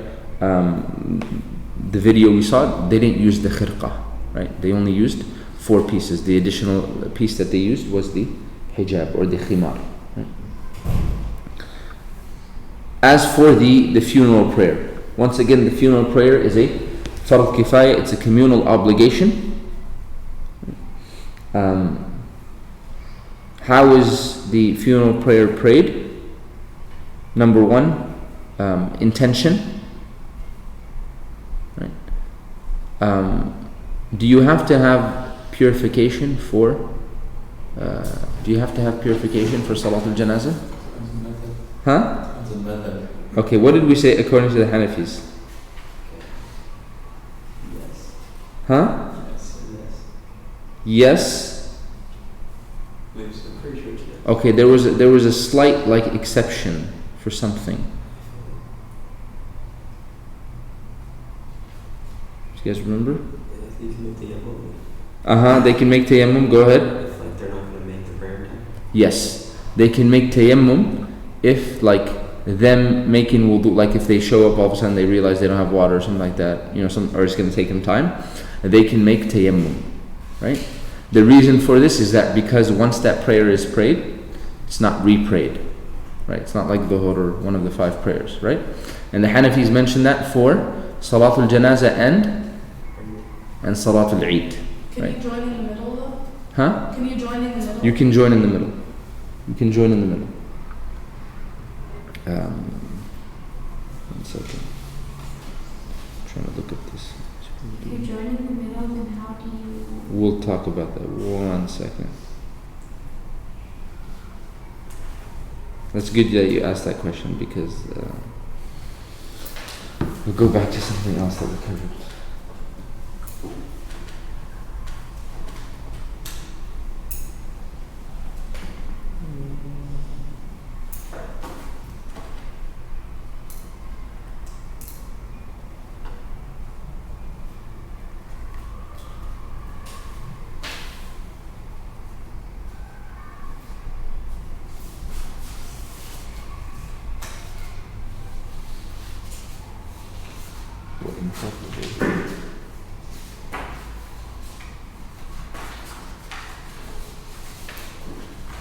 No.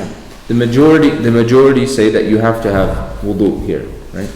The Hanafis are the only ones that make this exception for janazah and for Salatul Eid. Iman, I'll answer your question right after we talk about how to make it, how to pray Salatul Janazah. So number 1 is the intention, right? Number 2 is that there's a first takbir. After the first takbir, they recite the opening supplication, which is the thana. Okay. Now the person can also recite the Fatiha, and this is done. So you say Allahu Akbar and you raise the hands, right? Now generally the Hanafis, they say that in Salatul Janazah what you're supposed to recite is the thana, the thana, subhanakallahumma wa bihamdik wa tabarak asmuk ta'ala jaddik wa la ilaha ghayruk. Or what's also we mentioned, the other phrase for it is du'a'ul istiftah, the opening supplication, something like Allahumma ba'id bayni wa bayna khataya kama ba'idta bayna al-mashriq wal maghrib, right? The majority, they generally say what you recite is Suratul Fatiha. Clear? Can you do both? You can technically do both, right? Because I heard I wasn't he did. I'm not sure though. You heard it? Like you know how they tell you how to like pray? Yeah. I think he did. So right, so you can, like for example, generally the Hanafis, they recite thana and they say you can also recite Fatiha, right? But if we want to get like what are you supposed to do, not like what's additional, right? Generally the Hanafis say you recite thana, that opening supplication. The majority say that you recite Surah Al-Fatiha. Okay? And then a second takbir is made also by raising the hands, right? And in that you recite As-Salah Ibrahimiyya, so you send blessings upon the Prophet sallallahu alaihi wasallam. And then a third takbir is made, and then in the third takbir you supplicate for the deceased, right? So you can recite any dua regarding affairs of the afterlife, ideally supplicating for the person, oneself, one's parents, the deceased, and all Muslims. But generally, you should supplicate first for the deceased. There are some recommended du'as to recite. Oh, you guys don't have them. Okay. One of the most common is Allahumma gfir li hayyina. Oh Allah, forgive our living. Wa mayyitina, and our deceased. Wa shahidina, and our present. Wa ghaibina, and those that are absent. Wa saghirina wa kabirina. Anyone have the My Dua app? I have an app. Huh? I have a dua app. Dalen, you have the My Dua app? Huh? You think so? Yes? Is it free? At times it was Because I free. looked at my dua and there was one that was like $4.99 and there was one that was free. Okay, let's do this. What's your number, Dalen? 9. I can mute the mic if you want. Huh? So everyone doesn't have your number. If you want to mute the mic. You guys all can't have Dalen's number.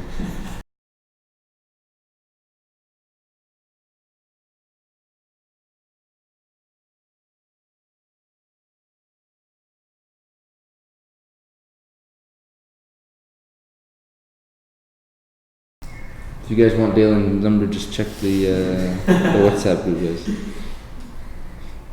Give me a second, because I want you guys to have this. Okay, so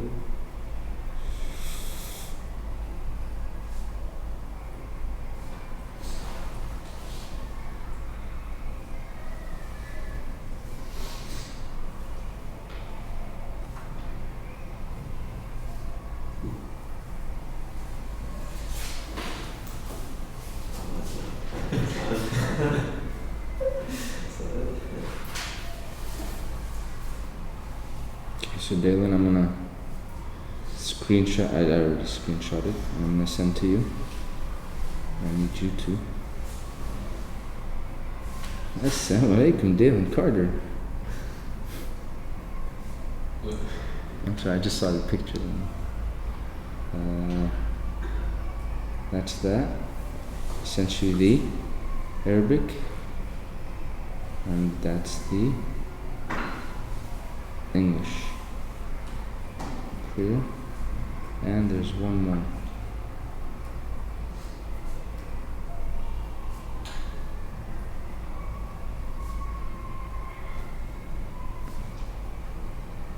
Let's just get that.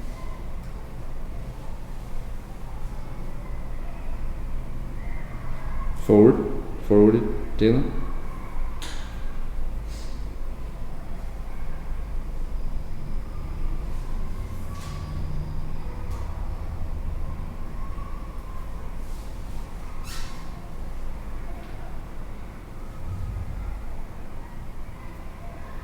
And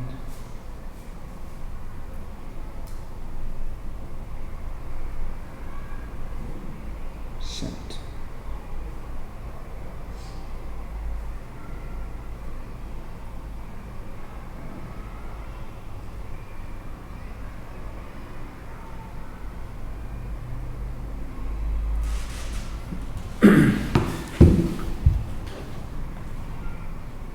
Done, Dalen? Yeah, you guys got them? Yeah. Okay. So the first one, right? I'll go over the first one that he sent you. Is Allahumma ighfir li hayyina. Oh Allah, forgive our living, wa mayyitina, our deceased, wa shahidina wa ghaibina, our those that are present and those that are absent, wa saghirina wa kabirina, the young and the old, wa dhakarina wa unthana, and the male and the female. Allahumma man ahyaytahu minna فأحيه على الإسلام. Oh Allah, whoever you allow to live, then make them live according to Islam.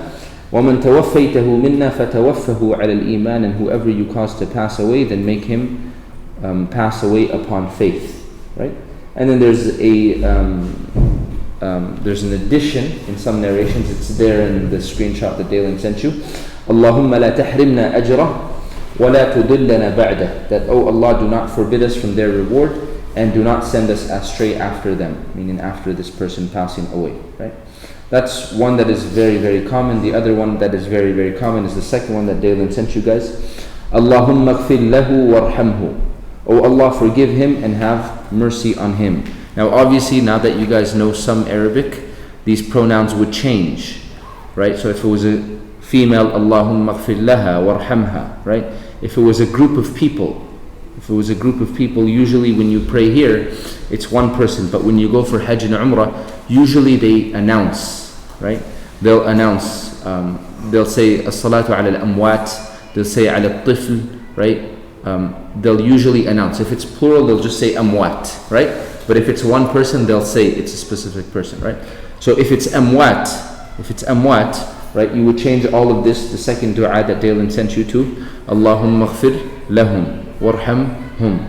That, oh Allah, forgive them, have mercy on them, وعافهم, or we'll just use the singular. وعافه واعف عنه, pardon him and like make him well and pardon him.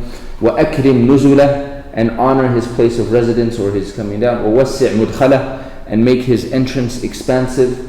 واغسله بالماء والثلج والبرد, and wash him with water, ice and snow. ونقه من الخطايا كما نقيت الثوب الأبيض من الدنس. Why is the Arabic off?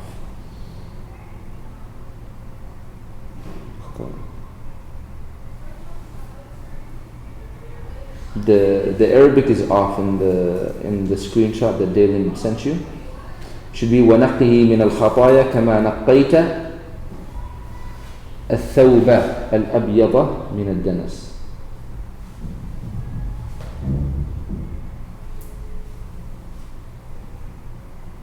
Okay, got it. وَنَقِّهِ مِنَ الْخَطَايَا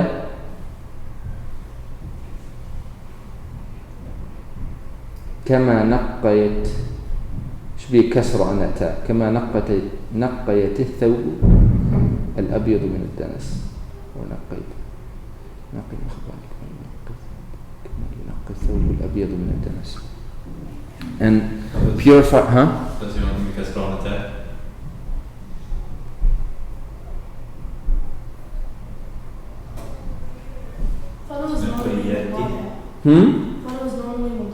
So there's different narrations of this, right? وَنَقِّهِ مِنْ خَطَايَا كَمَا يُنَقَّ الثَّوْبُ الْأَبْيَضُ. Right? That's more common, and you can change that to يُنَقَّ الثَّوْبُ الْأَبْيَضُ مِنَ الدَّنَسِ. That would make it passive, right? كَمَا يُنَقَّ الثَّوْبُ الْأَبْيَضُ مِنَ الدَّنَسِ. So like purify or cleanse him from his sins, just like a white garment is purified from filth. No. وَأَبْدِلْهُ دَارًا خَيْرًا مِنْ دَارِهِ, and replace his abode with one that is better. وَأَهْلًا خَيْرًا مِنْ أَهْلِهِ, and his like family with the family that is better, or spouse with one that is better. وَأَهْلًا خَيْرًا مِنْ أَهْلِهِ, that part is missing in the translation. Okay. وَزَوْجًا خَيْرًا مِنْ زَوْجِهِ, and a spouse that is better than his spouse. وَأَدْخِلْهُ الْجَنَّةِ, and enter him into paradise. وَأَعِذْهُ مِنْ عَذَابِ الْقَبْرِ وَعَذَابِ النَّارِ, and protect him from the punishment of the grave and the punishment of the hellfire. That's ينقى is surah name? Yeah, yunaqqa. To make it passive. That's the way it comes in other narrations. كما ينقى الثوب الأبيض من الدنس. Right? Now, if you don't know all of this, these are long, right? You could just say something simple as Allahumma gfir lahu warhamhu, right? Allahumma gfir lahu warhamhu, right? Or if you don't know the long du'as, just change the pronouns appropriately, right? Allahumma gfir laha warhamha, right? So on and so forth.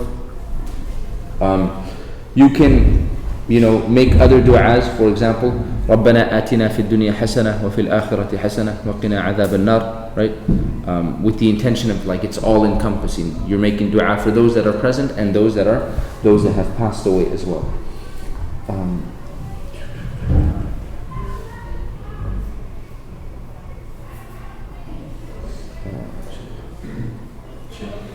Yes.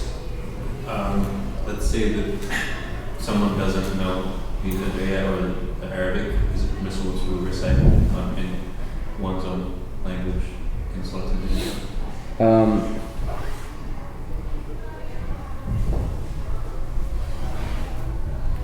Some scholars have allowed it, but I would say it's definitely preferred to just stick to the Arabic, right? Especially like we said, it could be minimized to something like Allahumma gfir lahu warhamhu, which is like 3-4 words.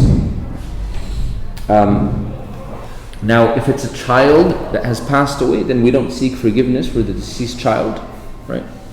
Or if it's a person that wasn't, for example, was insane, wasn't there, then we don't seek forgiveness for them because there's no need to seek forgiveness. Rather, we're taught to say, "Oh Allah, make him, and who is sent forth on our behalf, as well as a reward and a stored treasure for us. Make him an intercessor for us and accept his intercession." Right? But you're not asking forgiveness for the person, right? Or even mercy in that sense, right? You can ask, for example, for Allah to give patience to the parents, right? And so forth. So that's after the third takbir. Then after the fourth takbir, right, you say salam on both sides, right? Now, once again, difference of opinion here. Some scholars say it's just one salam on the right side, right?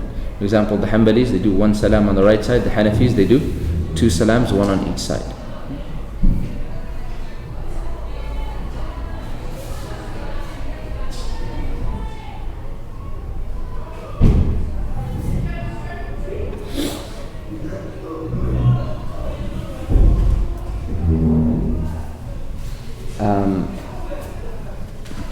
Okay. Now these are just some things that are not in the slides. That if the deceased is a male, right, then the imam should stand opposite of the person's head, meaning like not opposite, but like in front of the person's head.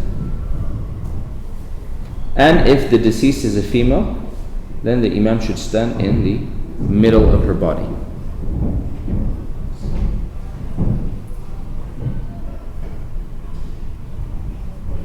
It is also recommended that the people should make 3 rows for the prayer. Right? Now, obviously, if there's a large crowd, then they make. But I'm saying if there was a very, very small crowd, let's say there were 10 people, right? Then it's recommended to make 3 rows for prayer.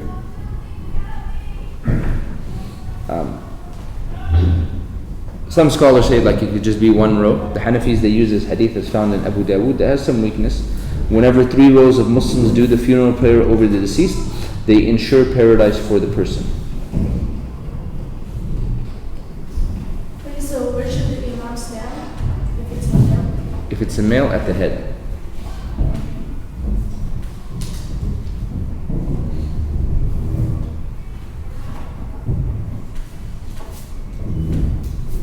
Now, if the deceased is, for some reason, buried without a funeral prayer, then the salah can be performed at their grave. This is if they've been, like they weren't prayed on, not that you didn't pray upon them, but like no one in the community prayed upon them, right? Let's say, I don't know, someone had, their entire family was non-Muslim, and the person didn't leave a will, right? Asking or putting someone in charge of their body when they pass away. So basically the family refused to give the person a Muslim funeral or a Muslim burial, and they just buried them according to their customs, according to their religion, and the person wasn't prayed upon at all, right? Hypothetically. Then in this case, right, because no one's prayed upon the person's been buried, then a person or a few people or a group of people can come and they can pray on the person after the person has been buried.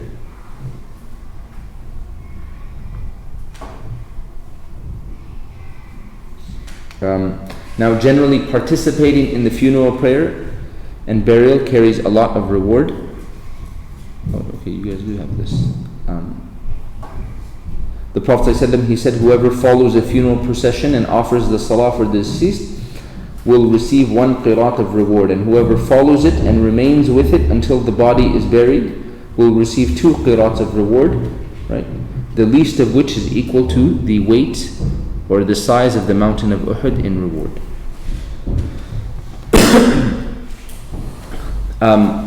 Who leads the funeral prayer? Who has the right to lead the funeral prayer? Number 1, and this is talking about an ideal situation. If you had a khalifa or a head of state, the head of state would lead the prayer, right? If for some reason that head of state was not there, then his representative or the next person in charge. If not that person, then the local imam, right? And then number 4 is the guardian, the father, the son, the brother, the paternal uncle, right? Now generally even above the local imam you have the guardian. Above the local imam you have the guardian, so technically the son or the father. But what happens in most situations is that the family delegates this to a sheikh or the local imam of the masjid, right, or an imam that is present at that time.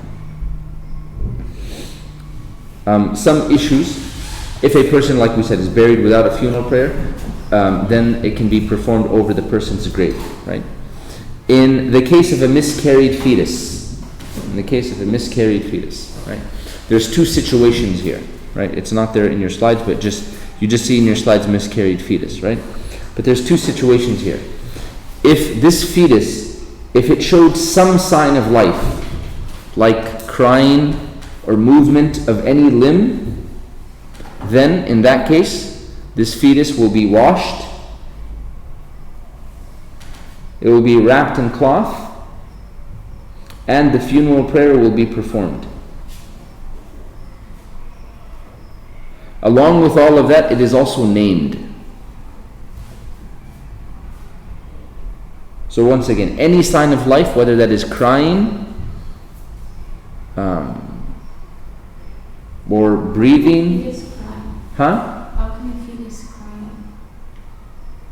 Like we're talking about it, like not, like it exists, like so it's underdeveloped, right? Oh, but then that doesn't count as a miscarriage. Huh? But that doesn't count as a miscarriage. Yeah, we're not talking about miscarriage. Oh, because we started off with it being under miscarriage. Oh, okay. Oh, because it says miscarried fetus. Okay. So then this actually counts as like stillborn. Yeah, stillborn, right. So any sign of life, right? Whether it's crying or movement of a limb or anything like that, right? Then it's washed, it's named, it's washed, it's wrapped in a cloth, and the funeral prayer will be performed. If it didn't show any signs of life, right,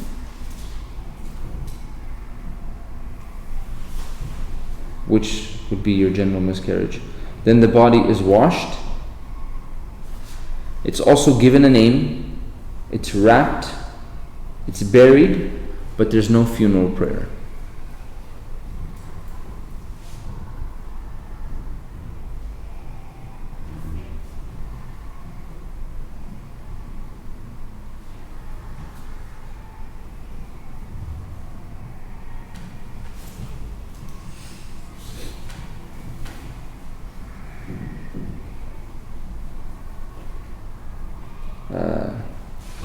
Number 3, there is no funeral prayer of rebels or highway robbers.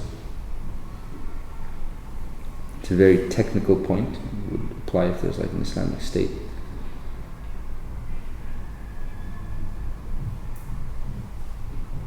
Number 4, it is permissible to wash and bury a non-Muslim relative without having to adhere to the Sunnah way of doing it. But the body can also be given to the people of their respective religion, right? So if there's a friend or a family member, right, a Muslim can wash it. It's fine for the Muslim to wash it, right? They don't have to abide either by the Sunnah way of washing it and shrouding it, but they can partake in the washing, or they can give it to someone like of that person's religion to take care of it. Along the same lines, the common question that's asked when talking about this is it permissible to attend the memorial service of a non-Muslim friend or family member, right? Generally, the scholars, they say, yes, you can attend as long as the funeral is free from any specific religious activity, or to put it more precisely, you will not engage in any specific religious activity, right? The people might, but you won't.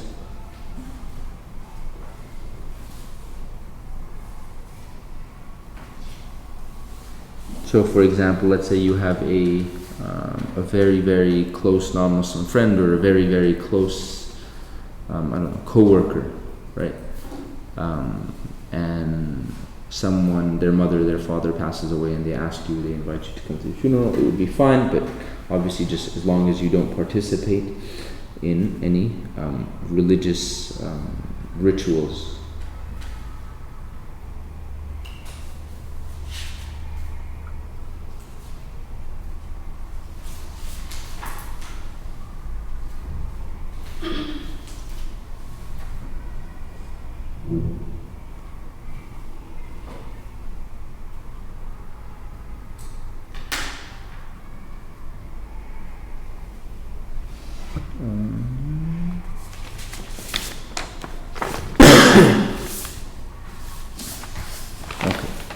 then we have the carrying of the deceased, right? Now the carrying of the deceased is very specific, and you don't, like, people don't get this chance anymore because there's so many people rushing to carry the body, right?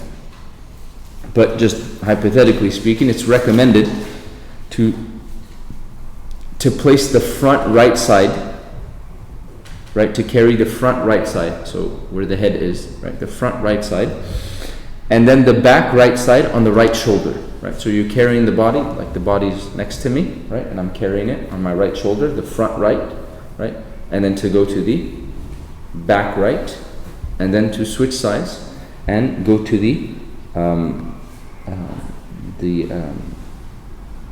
front left side, and then the back left side. So you go front, back, right? That's what's recommended, and each like carrier rotate on all four corners, holding each corner for 10 steps, a total of 40 steps. Right? Once again, I told you that this doesn't, so 40, 10, 10, 10, 10. Does that make sense? This is assuming you have like a number of carriers, but not too many, right? This is where that would happen, but most of the time you have so many people coming to carry the body. How does the right side work? So, like, it's here, like, imagine this is the thing being carried, right? This is the right side of it.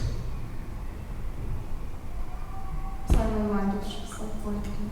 It's on your right shoulder with that on the left side of the body.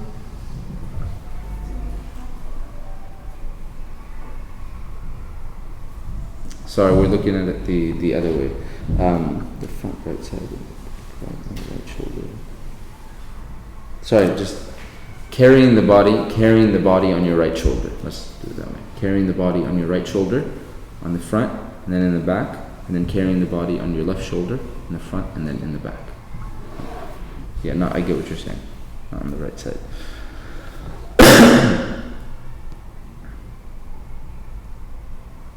This is like if you're looking at the body, right? It's weird. If you're looking at the body, like if you're looking at someone carry the body, does that make sense? Like, it's not the body's right side, it's if you're looking. Yeah, it's not the body's right side. So it's not your right side? It's your No, right it is side. the body. No, it is. It is the body's right side. There we go. It is the body's right side. Body's facing up. Okay, let's pretend that the head Look, is look, right look, here. look. This is the body, right? This is the body. The body is facing up, right? This is the Oh, body. yeah. This is the right side of the body, Yeah. right? So your right side is matching the body's right side. Yeah, And so your front- left side is matching the body's left side. Yeah. This is the body facing up. My phone, right? So the right side of the body, right? Your shoulder, front, back, left. Cool. So if everyone followed that center, then no one would be on the left, like initially. Yeah. Okay. Wait, I don't need it. He says that if everyone, he said if everyone followed that sunnah, like there'd only be people on the right side carrying it. But this includes the left side. After the right side.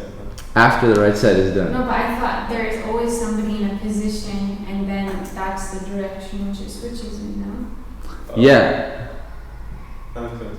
What? She said like Everybody's up in one of the spaces, but that's the direction. It's like a in which- rotation. Yeah, it's a rotation. But he's saying that there's some people, like from the beginning, some people are not going to follow the sunnah. Not in that sense, but you get it. There's 3 people in the initial stage that don't follow the order. Does that make sense? No. Because you start with the right side. Because you start with the right side. Let's say there's only 4 people carrying the body initially, right? So you have 1, 2, 3, 4, correct? This person has started from that rotation. He's going to go here, here, here, here, right? You get it? Wait. That first person that's here, on that corner, that starts here, he's going to go here, here, and then here, and here, correct? Oh wow, so they're going to go to the front. Yeah. So they have to put the body down? No. They don't put the body down. It's like it's just rotating. People come in. So people like switch Oh, out. it's Yeah, not people- the No, it's not, no, because people are carrying it. No. It's a chain. It's rotating. It's just like there's people coming in and people going out. Okay, that makes Yeah, it's not. more Yeah. sense. I was like, that was really hard for the body to be going. No, it's not going up and down. No, it stays up, right? But he's saying these three other people, right? They started at the non-sunnah position, kind of.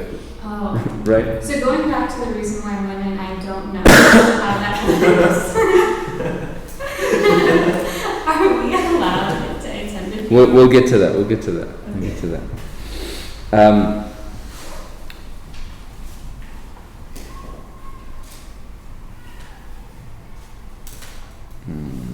Okay.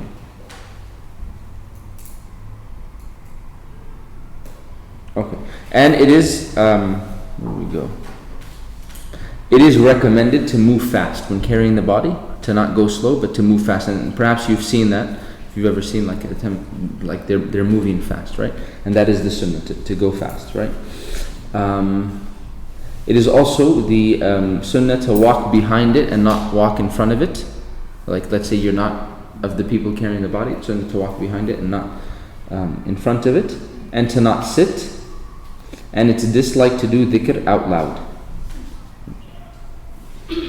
In terms of the burial, once again, the burial, like the actual burying of the body, is a communal obligation. So it's a continuous tradition from the time of Adam alayhi salam. And it is preferable to bury a person in the area where they passed away, right? It's not mandatory, and sometimes you hear like so-and-so passed away in a country and they're gonna, I don't know, transport his or her body, right? To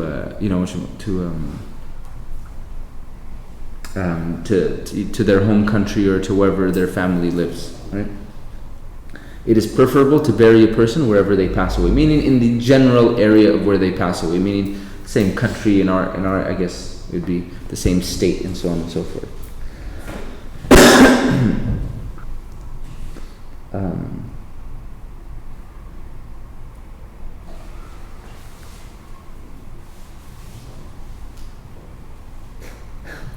I remember, this is like 2 years ago. This is when Sheikh Jamil, he had graduated, and all of us that like studied overseas, like we had like loads of books, right? So like you just cargo ship them, like you put them in boxes, you find an airline over there, and then they'll ship them over, and then like once you land, usually they'll land a few days later, and you got to go to the airline, to LAX, the cargo area, and like pick up the stuff. So you got to go to one of these airline places and whatnot, right? So anyways, I get there with Sheikh Jamil at the specific cargo thing that he had to go to, right? And there's a representative there, and so we deal with the agent, and then we step aside. He's like, "Oh, okay, we'll do it." And then we see behind us there's like a guy in a suit, like really like serious looking, right? And he comes up to the guy. He comes up to the counter. Now we're just waiting, right? He comes up to the counter, and he's like, HR, right? I'm like, oh, he wants to see like HR of the, the human resources, whatever management. So the guy's like, oh, like you have to go to that office. He's like, no, HR. And the guy's like, yeah. And the guy who has come, he's not breaking a smile. He's like, human remains. I'm like, oh. Like basically they had gotten a body, but someone had passed away, and human remains as in like someone had passed away and the body had been shipped over, right? I mean, I don't know if we spoke to the guy who was working in the office afterwards. This guy left. We're like, hey, like, do they like pick the people that do this? Because this dude is like scary. Like he did not smile. He's wearing gloves, right? And he didn't smile. He's like, yeah. He's like, he's like, you get that, but it just didn't click at for me. All of a sudden, we're like, dude, like, he was like, HR. I'm like, dude, like, calm down. But like we said, it is preferred, right, to not move the body to transport it to somewhere else, but it's not mandatory. Like it can be, but it's preferable. Yes. Now, what if the person dies in a place where you can't get to them, like say they're hiking and they fall into a canyon or something like that, and you just can't get to the body? Or, I don't know, like your arms. Okay, we'll get to that. And yours was about visiting the graves for women, right? And how you join Salah. And how you join Salah. Good. So moving a body from one town to another, or from one country to another town, in our locality, general, like you'll choose the locus, where the closest Muslim graveyard is, right? But generally, moving it to another country or completely another area is something that is not liked, right?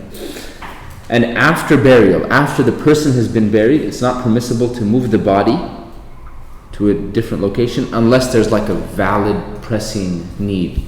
Like all of a sudden the cemetery decides that, I don't know, closing shop or something, or, they realize that there's something wrong with the ground and all the bodies that are here need to be moved or something like that, right?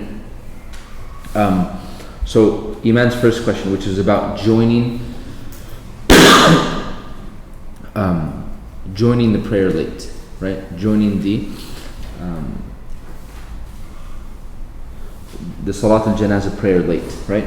There's technically two ways to do this. This would kind of go back to that whole discussion of when you enter a prayer, right? And they've already prayed. Like let's say you enter Salatul Isha and the congregation is in their third rak'ah, right? And you enter.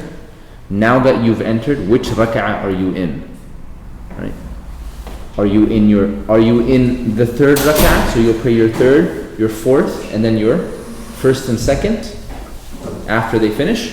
Or are you in your first, second, and then you'll pray your third, fourth when they finish? Does that make sense? Right? So according to those that say that when you enter, you're in your first rak'ah, they'll say that, let's say you enter, I don't know, after the second takbir, they'll say that you're in your first takbir, right? So you're starting from one. So you do recite the things as we mentioned, right? Those that say, the Hanafis that say that actually, you've entered into the third, right? So let's say you enter into Salatul Janazah after the third takbir has been made. If that's the case, according to the Hanafis, then when you say Allahu Akbar, you will immediately begin making dua for the person. Does that make sense? No?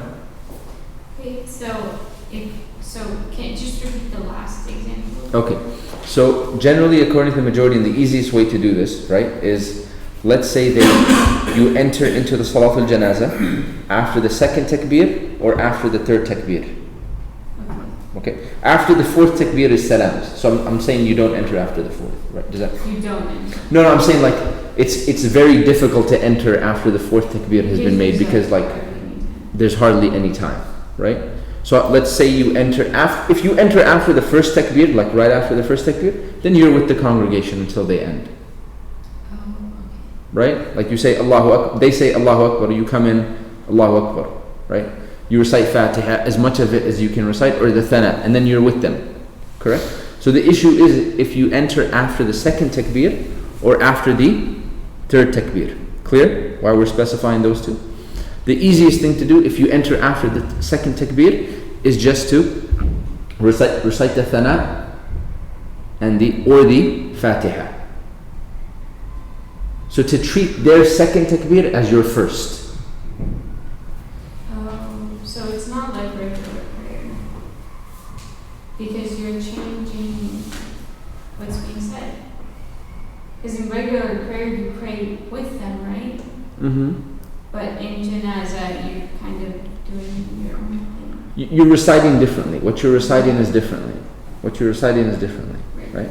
So the easiest way to do this, if you enter after the second takbir or after the third takbir, say Allahu Akbar and start from the beginning. Like, I've just entered, first takbir I should be reciting Thana or Fatiha. Second takbir I make, if it's their fourth or their third, regardless, second takbir I make, I should recite Salah Ibrahimiyya, send blessings upon the Prophet. Third takbir, right? They might be saying salams at this point, now you're making dua for the deceased. And then fourth takbir, which you will do by yourself because you've joined late, you'll say salams after it. Is that clear? Yes? So just when you enter, treat it as if you're entering the prayer from the beginning. And you're saying Allahu Akbar. Each time they say Allahu Akbar, right? But you've started from 1 when you entered. Clear? So our fourth is not our first in this case. Our fourth? Our fourth takbir is not our first takbir in this case. If we're No. No. Your fourth is not your first. No. Okay. Yes. So for each takbir, you put your hands up and put them down again? Or Yeah. No, you fold them. You fold them, right?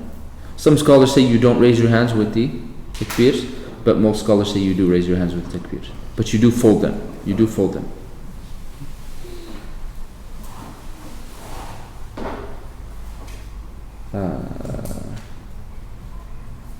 Okay, let's finish.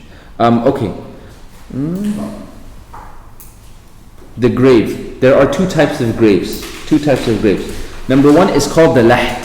The laht is an L-shaped grave, right? This is basically a grave dug with a cavity or a niche large enough to hold the body, dug on the side facing the qibla. So this is what you do. You dig down, and then after you dig down, you dig on one of the sides. Is that clear? So you're digging a niche or a crevice or an opening on either one of the sides, right? Large enough to hold the body. Laht is what is preferred. Laht is what is preferred. It is what is sunnah. Right? The second type is a shaq, which is a regular grave, straight down. Okay. Now, generally in America, because you're only allowed to do shaq, they do shaq, right? So both are permissible, but laht is what is preferred. What if, like, because I heard one time that it depends on the type of dirt that you have. So, like, if like the dirt is not like yeah, if like not valid. so generally, if there's issues with the dirt, then they'll go with shaq, right? But like if there's not issues with the dirt, right, then they'll do laht, right? The issues with the dirt, like if it's not gonna stay, right, then doing laht will not be possible, right? So if there's an issue with the dirt, right, then you do shaq, right? Like I said, generally in North America and many Western countries, they only do shaq, straight down. You're not allowed to do laht. You're not allowed? Yeah, I don't think they allow you to, the cemeteries allow you to do laht. I've seen cemeteries in SoCal that allow you to do that. I don't know how many, but I know that I've seen it. Really? Is it the only Muslim? But possibly. I don't remember which one, but I remember when I was like, oh, that's how everybody's looking for. I didn't even know that was Straight down and then to the right? Yeah. But I remember, I don't know if this was a second time, but what they had the people do is they had to cement the cavity. Yeah. But it was allowed still. Yeah. I guess you probably won't be able to. Do you know where you saw this? I don't know where I saw this. I'm gonna go back. Maybe. You probably won't be able to stack it though. Huh? They probably just allow one. Yeah. No stacking. That would kind of. Oh, people stack? Not stacked. He's talking about. As in like one level.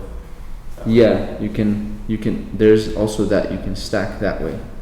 Oh. Like with dirt in between. Yeah, with dirt in between. Obviously, not bodies in one touching. grave? How do you know No. when to stop digging? In separate graves. In separate graves, but in one, like straight down, like laht. Oh. Right. Usually in Muslim countries they keep record of this, like, hey, like, yeah. But yeah, obviously no, they would only allow one. They would only allow one. Hold up, let's get through this because the sunnah of burial, it is sunnah to place the body in the grave from the direction of the qibla, to direct the body towards the qibla while on its right side. And then the person placing the body should say, in the name of Allah, Bismillah, wa ala millati Rasulillah, or wa ala sunnati Rasulillah. And those attending the burial should throw at least 3 handfuls of dirt. And then after the burial, one should pray for the deceased. It is mentioned by Uthman radiallahu anhu that he said, that the Prophet ﷺ would stand by the grave of the deceased, right, after the person had been buried, and say that seek forgiveness for your brother and pray for his acceptance because he is now being questioned. In another narration he says, seek forgiveness for your brother and ask Allah to grant him steadfastness, right, because he is now being questioned. And then once like the grave is covered up, there should be a little mound that is made over the grave, right, an elevation of a handspan or a bit more, right, which kind of resembles the hump of a camel, to show that there's a grave here, right? No name, no date of birth, date of death, no cool quote, right? Just literally just a pile of dirt, right? No stone. There can be a stone that is placed like a rock or something that is placed on that, in that hump, right? But generally no name, no years, and so on and so forth, right? The reason they do it here, I think you have to put that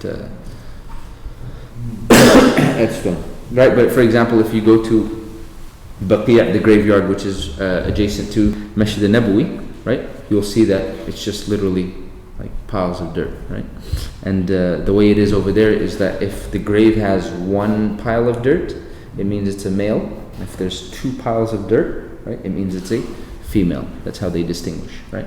And they only bury the males with the males, I believe, and the females with the females, I think, right, generally.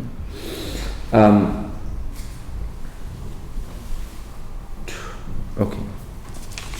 Visiting the graves.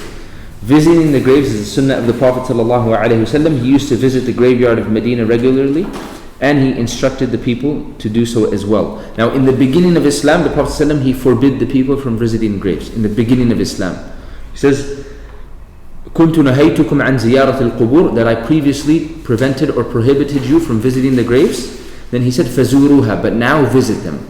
فإنها تذكركم الآخرة, because they remind you of the hereafter. Like one of the purposes of visiting the graveyards is not only seeking forgiveness and mercy for those that have passed away, but also as a reminder about the hereafter, right? And about the temporal nature of this world. And the scholars, they say that he previously, or in the beginning of Islam, he prevented or prohibited the Muslims from visiting the graveyards to kind of remove any type of jahili practices, any type of shirk that they would do, or any weird practices that they would do, to kind of completely free the people of that, right? But then after that, he told the people, encouraged them to visit the graves. And like I mentioned, besides it being a reminder of the hereafter, the other purpose is to pray for the deceased. There is a dua from the sunnah that we're supposed to recite anytime, that is recommended to recite anytime we visit a Muslim graveyard or a place where a Muslim is buried. You say, Assalamu alaikum, which is a greeting. Ahl al-diyar min al-mu'minin wal-muslimin, like peace be upon you, or peace and protection be upon you.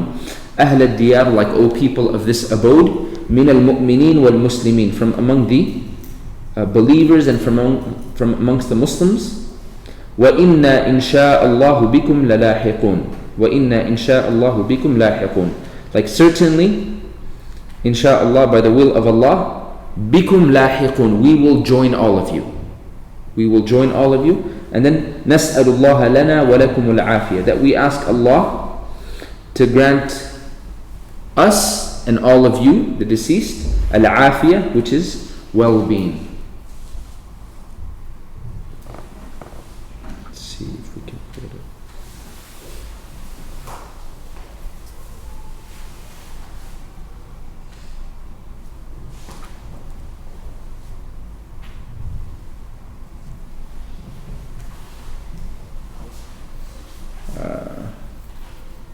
There is a I'm sending the screenshot to Dalen right now. In the screenshot that I send Dalen, there is a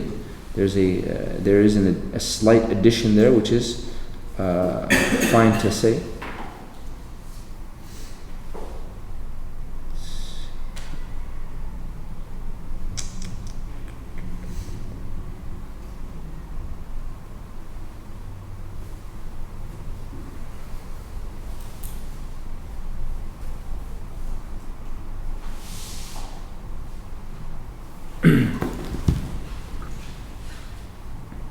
So once again, Assalamu alaikum ahl al-diyar min al-mu'minin wal-muslimin.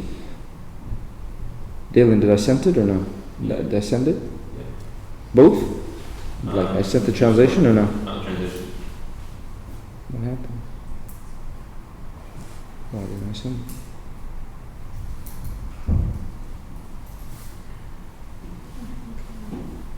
Okay. Assalamu alaikum ahl diyar min al-mu'minin wal-muslimin, that peace be upon you or protection be upon you, O people of this abode, min al-mu'minin wal-muslimin, from amongst the believers and the Muslims, wa inna insha'Allahu bikum lahiqun, that by the will of Allah we shall join you, right? And then the addition is yarhamullahu al-mustaqdimina minna wal-mustakhirin, which is an addition found in some narrations. May Allah have mercy on the first of us and the last of us. And then that's the end of the addition, and then the regular part is Nas'alullah lana wa lakum al-afiyah, that I ask or we ask Allah to grant us and you al-afiyah. The translation says strength, but al-afiyah is more like well-being. Right?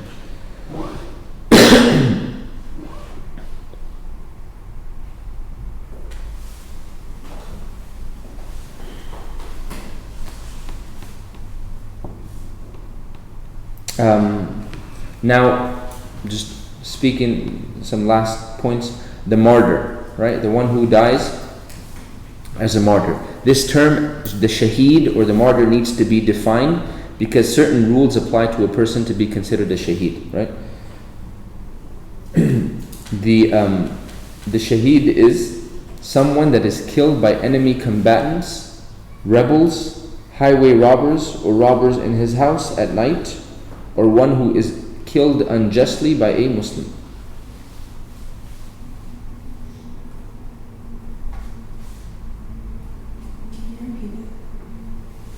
Like what? So one that is killed by enemy combatants, rebels, highway robbers, or robbers in his house at night, or one who is killed unjustly by a Muslim. Does it have to be on purpose? What if a Muslim kills another Muslim in a car accident? No. That doesn't count. We'll talk about that category, right? So what I just defined, this is the definition of martyrdom in a very strict legal sense, right? With respect to certain rulings that are in this world. Now there are other types of ways of dying that are considered to be martyrdom, as mentioned in numerous hadith, right?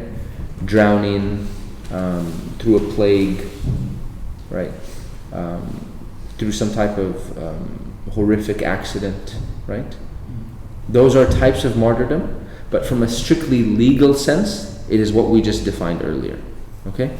Now the difference comes up in the legal sense, if someone fulfills the legal sense of the word shaheed, right? In this case, the body of the shaheed is not washed. That person, he or she, is buried with their blood in their clothes without being washed, and the funeral prayer is performed over them.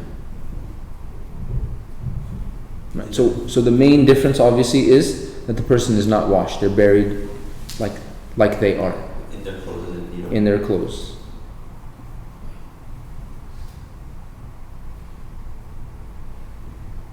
Right? And then the funeral prayer is performed over them.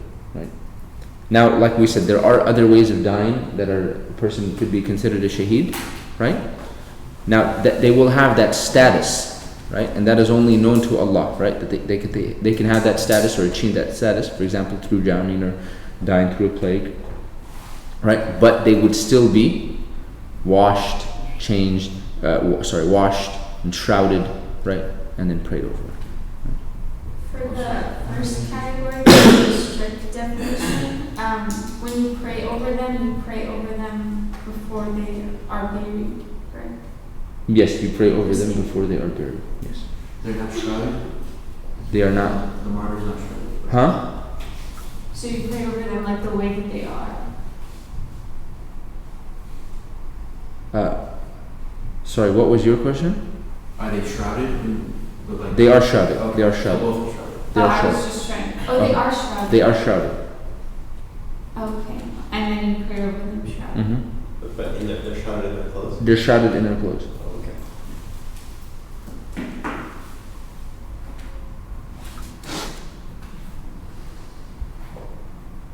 And then we said the funeral prayer is performed over them. And what if, I guess this would so much apply for today's time, but like a 24-hour lesson, and if they were wearing armor, would they keep the armor on? No, they would remove the armor. Okay, so just the Yeah. clothes.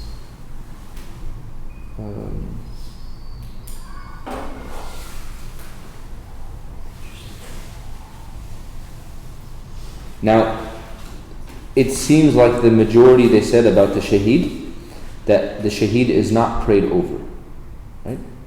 And this is the opinion of Imam Malik and Ash-Shafi'i and the opinion of Imam Ahmad.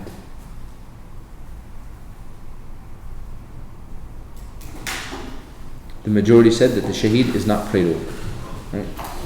The reason they said is that they said that the wisdom of praying over someone in general is that you're basically seeking intercession for them. Like it's a way of expiating their sins.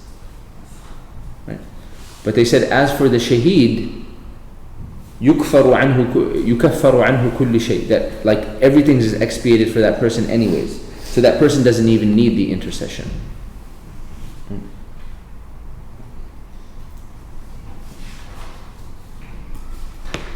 So, like, let's say in Southern California, if someone breaks into somebody's house and kills them, then we here even count them as a martyr.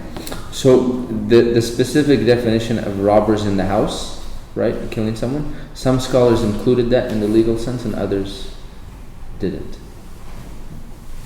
Some said that if the person, like someone goes into their house and kills them, right? And they take stuff. And they take stuff, right? Some included that in the legal definition, right? And they said that this person is treated like the shaheed, like we mentioned, right? And others said that they're not treated like they're treated as a normal person, that they can still have the status shaheed, but in a worldly sense, as basically a normal death. So in this, like in today, like in the world today, is anybody buried like a martyr? Yeah, there are people. Like it really depends on what opinion they follow here. Like for, can you give an example? Huh? New Zealand. Would that be an example? Would New Zealand be an example? I believe the bodies were washed and shrouded. Yeah. The bodies were washed and shrouded. Nobody realistic. Yeah, the bodies were washed and shrouded. Right? But hypothetically, if someone did, let's say, break into someone's house, right, and they robbed them, they took money, and they stole, and they killed them, right, and whoever like the family was or the imam was like, look, this person is shaheed, and we're basically going to bury this person as they are. We're just going to shroud them and bury them the way they are. It would be valid. But there is no like solid instance. Like it Because probably like, happens. Like New Zealand, like I'm like, where is the difference? Like how, like what is the doubt in that situation? So so first of all, we define it as enemy combatant, right? Like someone that's So somebody who's engaged in. yeah, there's an engaging in war. Is he against waging war against Islam? We're talking about engage in war, what like actual battle. Like both sides are actively battling. Yeah, right. That makes it huge. And then rebels and highway robbers is kind of terms that are generally specifically used when you have like an Islamic state, right? And then the other one is robbers in his house at night. You see, it's specific. Right? Many other scholars, they generally included that as that person has the status of a shaheed, someone who dies like that, especially protecting their wealth and protecting their house, right? But their body is treated like that of like a normal Muslim who passed away. So a lot of these are contingent upon there being like an Islamic state as well, because you can't be engaged in active combat. To the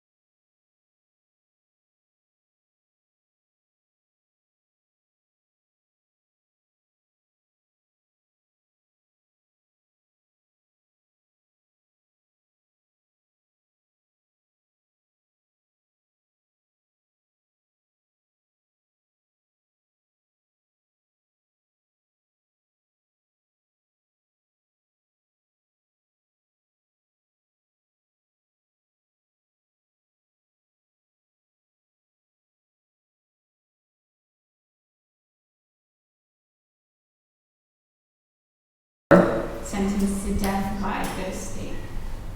Um, Like not this state, but just They would be prayed over. like a normal janazah, if someone was like beheaded for a crime. They would be prayed over. Prayed over communally by the leader. Yeah. Sorry, it matters what they were. What they were. Like, for example, if it was highway. Because they would Yeah. also fall. Some of them can fall under highway robbery. But what if So- they were in prison for like 30 years before they finally, or like here in this case, like You pray most over people, huh? You pray over them. Like even if they committed that crime, but it's been so long since they committed it. Yeah, if there was like, you pray over them.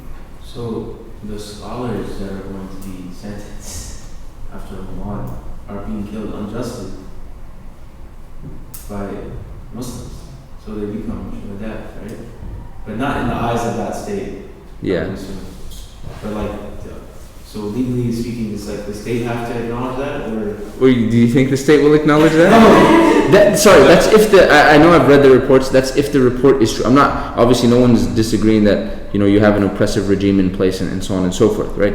But that's if that report is true, that they will actually kill those 3 people that, I'm not sure if the report has been verified. I've seen it multiple places. really? I'm not sure that I know I saw it, like the first website they came out with it was, but I've seen it. I haven't read any of the articles, but you see the same 3 pictures: Sheikh Salman, Sheikh Zahid Qarni, and Dr. I think Umar. That yes, but you think the state would acknowledge like, hey, these are, shuhada? No, probably not. Right? They might do the opposite. They say these people are like rebels, or people that shouldn't be prayed over. Sorry, there was one issue was visiting the graves, and If they die, so like if you're hiking and you fall into a canyon, you can't retrieve the body or something like that. Can't get the body. if you can't get the body, Yeah. if you can't get the body, then you just pray over the person. It's Salat al-Ghaib, right? Something like that. Yeah. So it's not an obligation to watch or bury or anything. If you can't retrieve the body, if you can't retrieve the body, like you literally can't retrieve the body, then you can't retrieve the body, right? You just have janazah with nothing, right? Mhm. You just have it. Yeah. You don't bury. Huh? You don't do a burial. You don't bury. You don't have a mock Like a burial. ceremonial burial. No. Ceremonial. There's nothing to bury. No. Okay. What about people who are just like lost? And like you assume that they're dead? Oh, how do you acknowledge they're lost? There's specific rules to this, like how many years they're gone and so on and so forth. And if they meet those rules, there are circumstances which they're prayed for as if they're dead? I believe so, yeah. Salatul Ghaib. And then if they return, That's awkward. And that's why there's very, very specific rules. Like you just don't pray over someone that's, that disappeared, right? Usually like let's say someone's been kidnapped and they've been gone for like 10, 20, 30 years, right? You don't there's certain rules in place to determine what, if the person is, and those were more used, for example, if a person went out to fight battle and they didn't come back. Yeah, I'm saying more in like circumstances where you're like pretty sure that. For example, plane crash, right? Plane crash and they don't retrieve the bodies. Like they don't know where the Malaysian is. Yes. Be honest, I'm just joking. Man, that story took up so much of my life. I was just so like, It's crazy. it was insane. SubhanAllah. You've never heard of it? A plane just disappeared. I think it was like With a bunch of 2015 or Muslims. 2014. Yeah. I heard they actually included the planes crash in the ocean. Like how do you? Yeah, but they never retrieved anything. They retrieved some pieces, I think. I remember looking this up recently. Recently? Just like small pieces, not much. No, but don't they claim that it is? They claimed that they did. There was nothing like, it was never like any of the previous planes. There's a whole bunch of like, theories out there that there were people on this plane that were of, significance or, high security or whatever, Oh, yeah. or that this plane actually landed. There's a whole bunch of theories, right? But in this case, right, or any other plane crash for that matter, where they don't retrieve the bodies. Was that your, sorry, we answered your question? Yeah. Okay. So then your question was, the last question was, women visiting the grave. This is generally an issue that there is, that scholars have disagreed over, right? But it is, we would say it is permissible for women to visit the grave and attend the burial as long as the woman is sure that she will be able to basically control her emotions. There will be no wailing, no crying out loud, so on and so forth, right? But how about following the procession? Following the procession, like in the burial. Like be at the grave? Yeah, like I'm saying, after. Yeah, there's no issue with it. Like following? Like When at the not carrying the body, but like being at the location. So basically, women can go after the body's buried, like khalas stuff. After. Like for example, sometimes you go to a janazah here, right?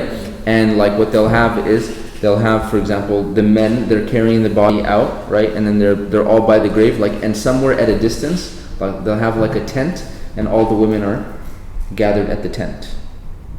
Is that what you mean by following the burial? I've seen them get closer.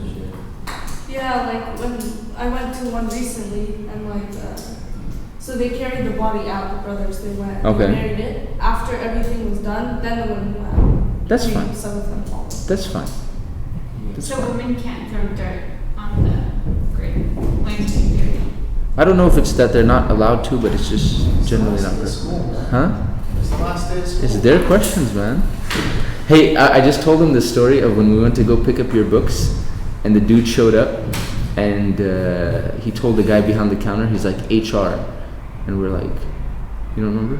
He's like, HR. And he had to tell the guy a few times, and then the guy behind the counter wasn't getting it, and then he finally looked at him and he said, human remains.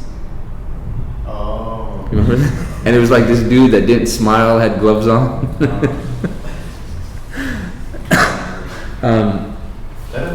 But yeah, they can do it. I mean, generally throwing dirt, I'd have to look. Can they throw dirt? Perhaps they can. We'll have to. We actually came out with a once. Can they throw dirt? He said that they can participate in the actual burial as long as they're separated. From the men. Yeah, like as long as like the woman, as long as. Yeah, I don't see an issue with them participating in the burial or even them throwing dirt, right? Carrying the body would be, It's just getting emotional. That's the issue, like the concern. That's the concern. Yeah. There is a scholarly difference of opinion if women can visit the graveyard to begin with, right? I believe the majority of scholars they allow it. It's fine for the women to visit the grave, right? But taking part in the funeral procession, they can take part in the funeral procession, right? I guess even carrying the body, right? As long as not carrying the body of a man. So is it same for like the janazah, like the prayer itself? Like a lot of times, like the women are like wailing when like during that whole process of before and after. Are those women generally not recommended to come to the masjid and pray either? For Salatul Janazah? Yeah. So like the women who are related to whoever died. I mean, the wailing specifically shouldn't happen in general. Shouldn't happen in general, right? If, for example, like the person knows that attending the Salatul Janazah will bring about the wailing, then I guess you would say then you would advise the person. What's the line between like crying, being emotional, and like wailing? Like, what if the person is not like making any noise, but they're like turning red and like they're having a hard time breathing, but they're not exact. Like it's like it's very visible, but that wouldn't be wailing, right? Like wailing is like stifling. Wailing by its nature is loud, and it's very like. I don't say noticeable because what you described is noticeable and person crying is noticeable. But like, there's sounds coming out, there's yelling, there's very, very loud crying, right? Okay, so it's okay if the person is trying to control it that way? Yes. Right. And generally it's permissible for women to visit, the graveyards. There's a lot of these things that I can't speak about Arab culture, but like Desi culture, about like, if a woman goes to, I don't know if I told you, like if a woman goes to a grave site, like they say like, weird stuff happens, right? I don't know if you ever heard something. No, I But, just heard that if she goes to the graveyard, then she shouldn't do that. Literally, any man told me that. what? Who told you that? Any man. Because like, if you're going to the graveyard, then you should. As a woman. What? Basically, What? like the only reason why you should be in a graveyard. I don't know if it was like, oh, you deserve to not come back, or the only reason why you should be at the graveyard is if you're getting buried. Yeah, that needs clarification which one he meant, right? There's, like I said, a minority opinion, and like for example, the country Saudi Arabia, they follow that opinion that women are not allowed to visit. Women are not allowed to visit the graveyard. That's why, for example, they don't allow women into Baqiyah, right? But I believe, yeah, the majority they allow it as long as women be able to control themselves emotionally. It's advised for both men and women. Someone raised it, yeah. I've been hogging on questions. Yeah, you like. I have questions. The man is all over this this section. Heavyweight robbers. It's like the last thing you're going to do, and the last thing other people are going to do. I have a couple questions, but they're different topics. So Okay, go ahead. Okay, mine is kind of related. So if according to the if according to the Hanafis, the husband can't marry the wife after they're married, does that also mean that the husband can't look at pictures of his wife with a hijab after she passes away?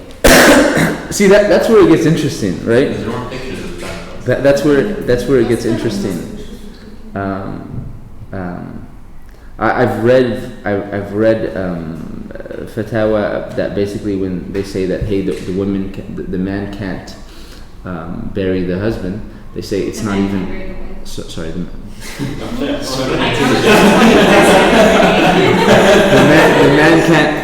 man cannot wash the body like that. He cannot like basically look at her again, right? So after she's dead, like you just walk out of the room like you can't see her? But then I remember when Sheikh Farhan was asked this question, can he look at the wife, and he said yes. Can he look at her? He said yes, right? But he said he cannot wash her. Covered. Yeah, assuming she's covered, right? So looking at her without pictures. But this issue is only in the Hanafi school, right? Yeah. No. She asked specific to this. Look at her without hijabs. I'd have to go back. I mean, if we follow the train of thought, that would be no. If we follow the train of thought, it would mean no. But I guess I would have to look into it. But if we follow the train of thought, yeah, I mean no, according to that minority Hanafi opinion.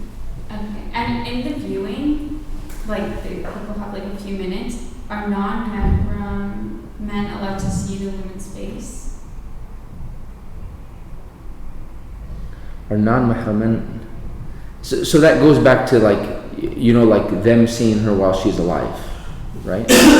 But it's kind of unnecessary and awkward. Like it's really unnecessary. Like why would they? You know what I'm saying? Yeah. Like like generally like. Family members, because of like I've seen it where like there'll be someone like super like much older and like Mhm. the men are much younger. But Yeah, there's no issue with that, right? I guess there's no issue with it. It's just like looking at the face of the opposite gender, but it's not something like you do like just like stare at them, right? But yeah, if it's like someone much older, then it's fine technically looking at their face, right? But if it's it's unnecessary, just avoid it. oh, I'm sorry, I had a question. Should it be women that wash? Yes, women that wash women. Okay. Yeah, women that wash women and men that wash men. Like not even like mother shouldn't wash her son shouldn't wash his mother, should not. I have a question about body parts. If you find a body part, you bury it. That's another good question. We gotta spend more time on this issue. We talked about prayer, Bahara, and there was like a question here, a question there. Talking about dead people, just like it's boring. Body parts. Yeah, bury it. You bury it. Throughout our life, like we've had generally we've had so many talks and like classes about like things like prayer and stuff, but we don't really talk about. Mm-hmm. Yeah. I get it. Yeah, no, you bury it. You bury it. But you wash it? No, you just bury it. Like, by yourself. You just go. Yeah, no janazah, just bury it. One more. This one, I actually didn't know, he said he didn't know. If you find a body, if you find an actual person, do you assume they're Muslim and pray for them? Or do you just treat them like... Body goes back in the Islamic State. You do your due diligence to find out. You do your due diligence to find out, right? And then, if just hypothetical situation, right? Then you just kind of base your certainty, like basically what you're leaning towards. Like if there's indications that the person is Muslim, you go based off that. Versus if there are indications the person is not Muslim, right?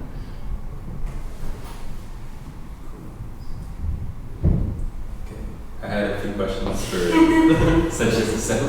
Are we done with the deceased? For now. Yeah, for now. For now, okay. Oh, you asked some good questions, by the way, today. Those were some good questions. Really good questions. Like things I haven't thought about. So for such as the seven, right? Let's say you're praying and you forget which sajda they're in, so you're like, you go to sajda and you make dua, but then you're making dua for a minute, and so when you come back up, you're like, wait, was that my first or second sajda? So should you just assume it was the first and then? So if this is like never happened before, right? We'd say you just kind of start all over again. Okay. If let's say you have a high probability, like 80% this was my first sajda, 20% this was my second sajda, you go with the higher probability, right? If it's like a 50-50, right, then you perform a second prostration and you perform sajda to seven. And then if you're praying with it and you kind of just lose focus and you're kind of just going, you forget to make the dua, like you're praying like it's Maghrib, and you forget the dua. Okay. Then so according to the Hanafis, the dua is wajib, so you would perform sujood as-sahw. According to the rest, that the dua is sunnah, so you would be fine.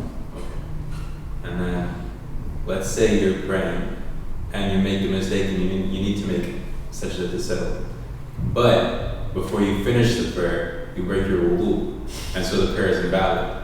Do you have to make up that sajda?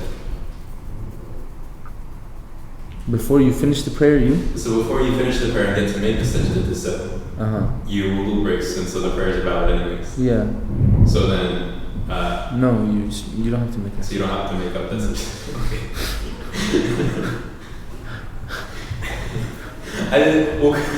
It kind of went back to the whole if you start this in the acts and then you stop it, you still have to make it up. Yeah. So it's like you still owe that. Yeah. Okay. My uncle asked me a question yesterday. He said, because at King Fahd they pray 2 and then 1 for what's it. He said, can we, if we want, can we pray 2? And then when the Imam goes salam to finish second, he's like, can we get up and pray 3? You know what I mean? He wants to pray his way, the way you pray Maghrib, and he wants it, and his way doesn't allow that. Yeah. So here's the issue. Okay. According to the Shafi'is, the surah you described, can he pray 2 with the Imam, right, and then get up and pray another one or just continue, right, praying it the way he wants to? According to the Shafis, you can, because the Shafis are very, very loose, right? But it seems like your uncle is Hanafi. He can't do that because the Hanafis, you have to follow the Imam and what he's doing, right? And he shouldn't do that. Even if we took the Shafi opinion, he shouldn't do that. If he's just trying to pray with him, you just pray the 2 and the 1 the way the Imam prays it. We good? Okay. You guys made sure to make the